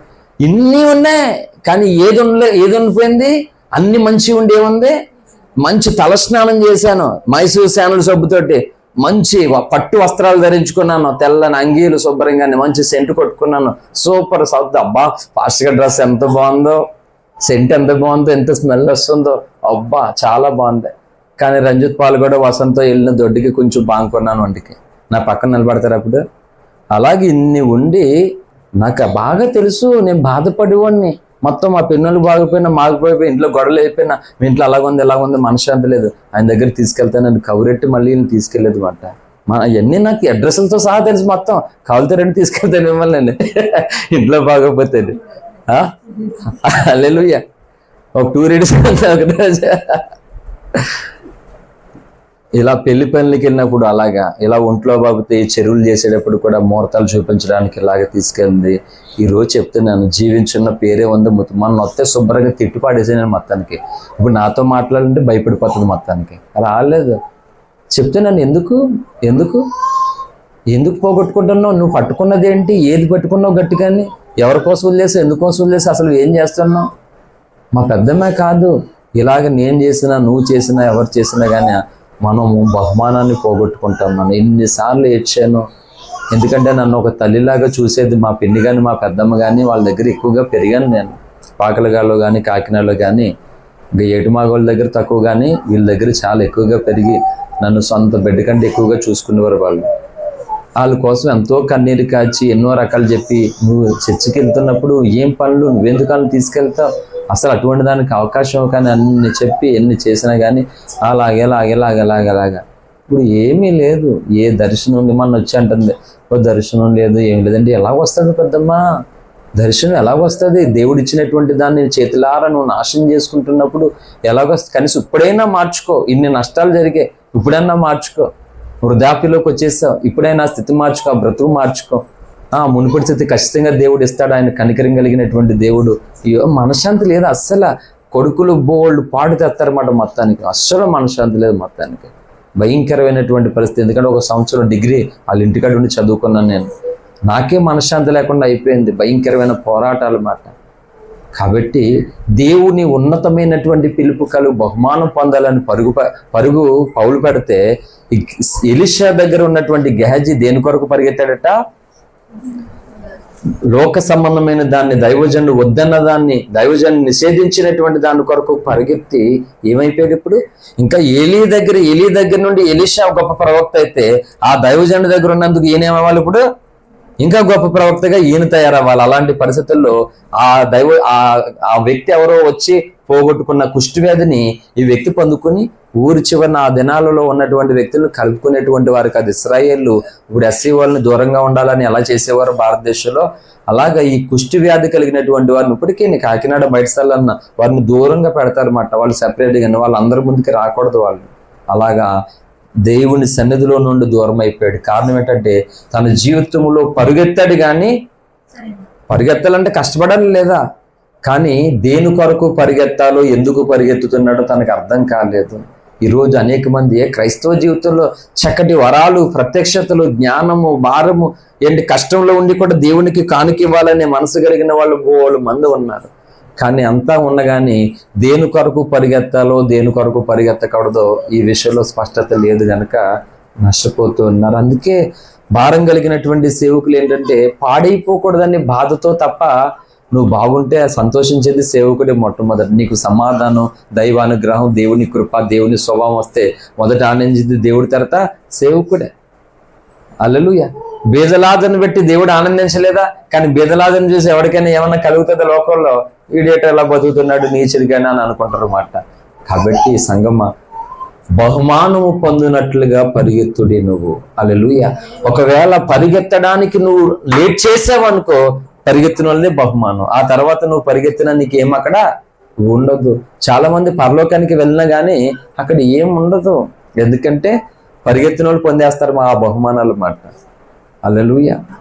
కాబట్టి చాలా విషయాలు ఉన్నాయి, చాలా సంగతులు చెప్పాను. ఇప్పటికే నేను ముగించేస్తున్నాను. ఒక అర్ధగంట ప్రార్థన చేసి మనం ఇక్కడి నుంచి వెళ్దాం. ఇక్కడి నుంచి అయినా ఒక స్థిరమైన తీర్మానం మనకు ఉండాలి మాట. ఖచ్చితంగా దేవుడు నీకు బహుమానం ఇస్తాడట. అది నువ్వు పొందుకున్నట్లుగా నువ్వేం చేయాలి? పరిగెత్తాలి. నువ్వు అది ఆపకూడదు మాట. అది గెలిచే వరకు నువ్వు ఆపకూడదు. నా పరుగు నేను ప్రభువైన యేసు వలన పొందుతేనే అన్నాడు పౌలు. హల్లెలూయా. ఆ ఉన్నతమైన బహుమానం పొందాలని గురి వద్దకే పరిగెత్తుతున్నారంట. ఇప్పుడు ఆయన గురిలో నుండి బయటికి పరిగెత్తి శాపగ్రస్తుడైపోయాడు. కాబట్టి ఒక బహుమానము నీ కొరకు, నా కొరకు ప్రభు సిద్ధపరిచాడు. నిందలు, అవమానాలు, గాయాలు, కష్టాలు, నష్టాలు పొంది దేవుని కొరకు విశ్వాసం ఉంచావు కదా, నీకు ఒక బహుమానం ఇద్దామని దేవుడు సిద్ధపరిచాడు. పరలోకంలో దేవదత్తలు ఇది యేసయ్య నాకే ఇస్తాడు అనుకుంటే, నీకు కాదు వాళ్ళకంట. కొన్నిసార్లు అంటాం కదా, వసంతని అంటున్నాను, ఇది నీకు కాదు రంజిత్కి. ఎందుకంటే వాళ్ళు స్కూల్కి వెళ్తున్నాడు, ఆడికి ఒక ప్రత్యేకమైన గుర్తింపు ఉంది. ఆడిది ఏది ముట్టుకున్నా సరే, ఇది నీకు కాదు, నీకు తర్వాత కొంటాను, ఇది రంజిత్కి, ఇది ఎలా చూస్తుంది అని చెప్తూ ఉన్నాను నేను అన్ని. అలాగనే దేవదూతులు ఇది నాకే, సైతాను కూడా అనుకున్నాడు పరలోక రాజ్యం ఇది నాకే అనుకున్నాడు వాడు.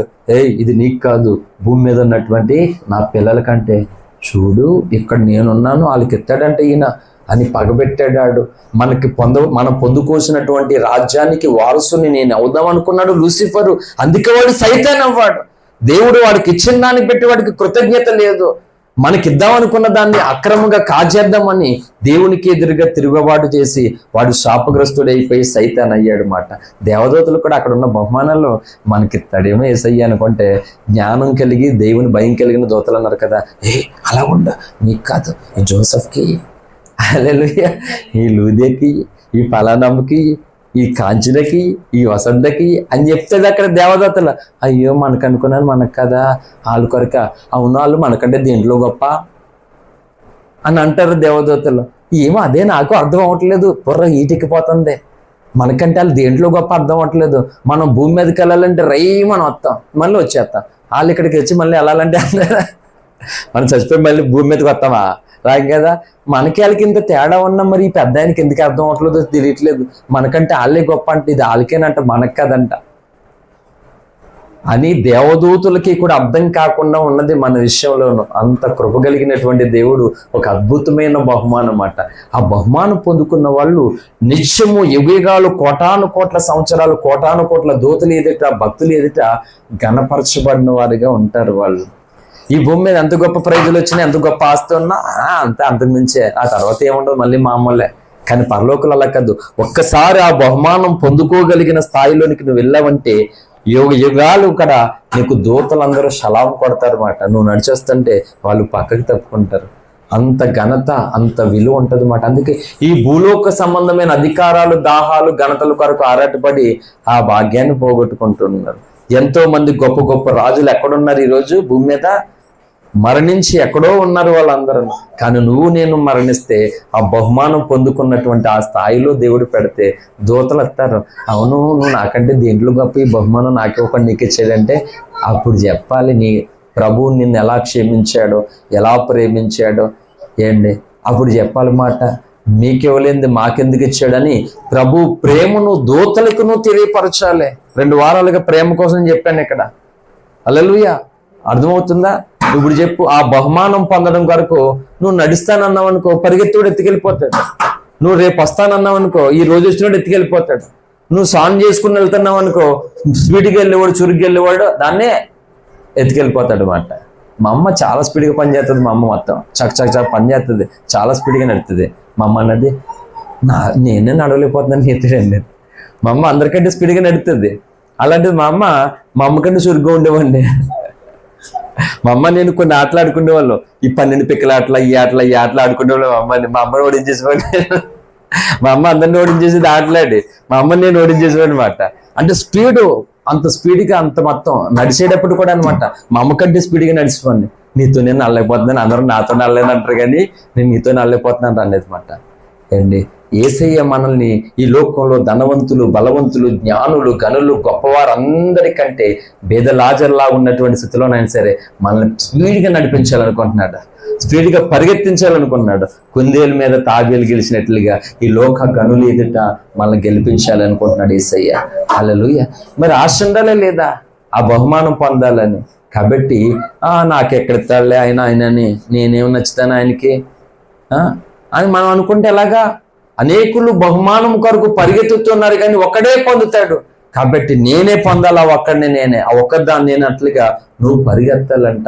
కాబట్టి నువ్వు పరిగెత్తకుండా అనేక రకాల శక్తులు నిన్ను సన్నగిలేలాగా, ఇసుకులేగా వెనకలాగే. అందుకే ఇశ్రాయేల్ అరణ్య యాత్రలో అనేక రకాల సనుగులు, ఈ ఇసుకులతోటి వెనక్కి వెళ్ళిపోయారు. యాత్రలో ముందుకి సాగలేకపోయారు. అందుకే మనం ముందుకు సాగడానికి లేఖనమే మనకి ఆధారం అన్నమాట. ఇదే మనకి బ్రతుకు.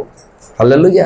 కాబట్టి ఒక ఆదివారం లాగా దేవుడు శుక్రవారం కూడా ఒక విలువైన వర్తమానం మనకి ఇచ్చాడు. కొద్దిమంది ఒక్కరున్నా అంతే, మందితో సంబంధం లేదు. వచ్చావు గనక ఈ బహుమానం నువ్వు పొందుకోవాలి. పరలోక రాజ్యంలో గొప్ప ఘనత ఉంచినటువంటి వ్యక్తిగా ఆయన ఎదుట నిలబడదాం. అటువంటి కృప పరిశుద్ధాత్మ దేవుడు మనందరికీ అనుగ్రహించును గాక.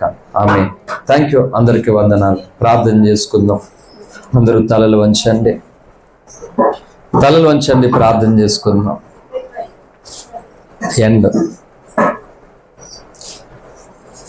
ప్రియమైనటువంటి సహోదరి సహోదరులారా, బహుమానం పొందినట్లుగా పరిగెత్తుదాం. ఇన్ని రోజులు నువ్వు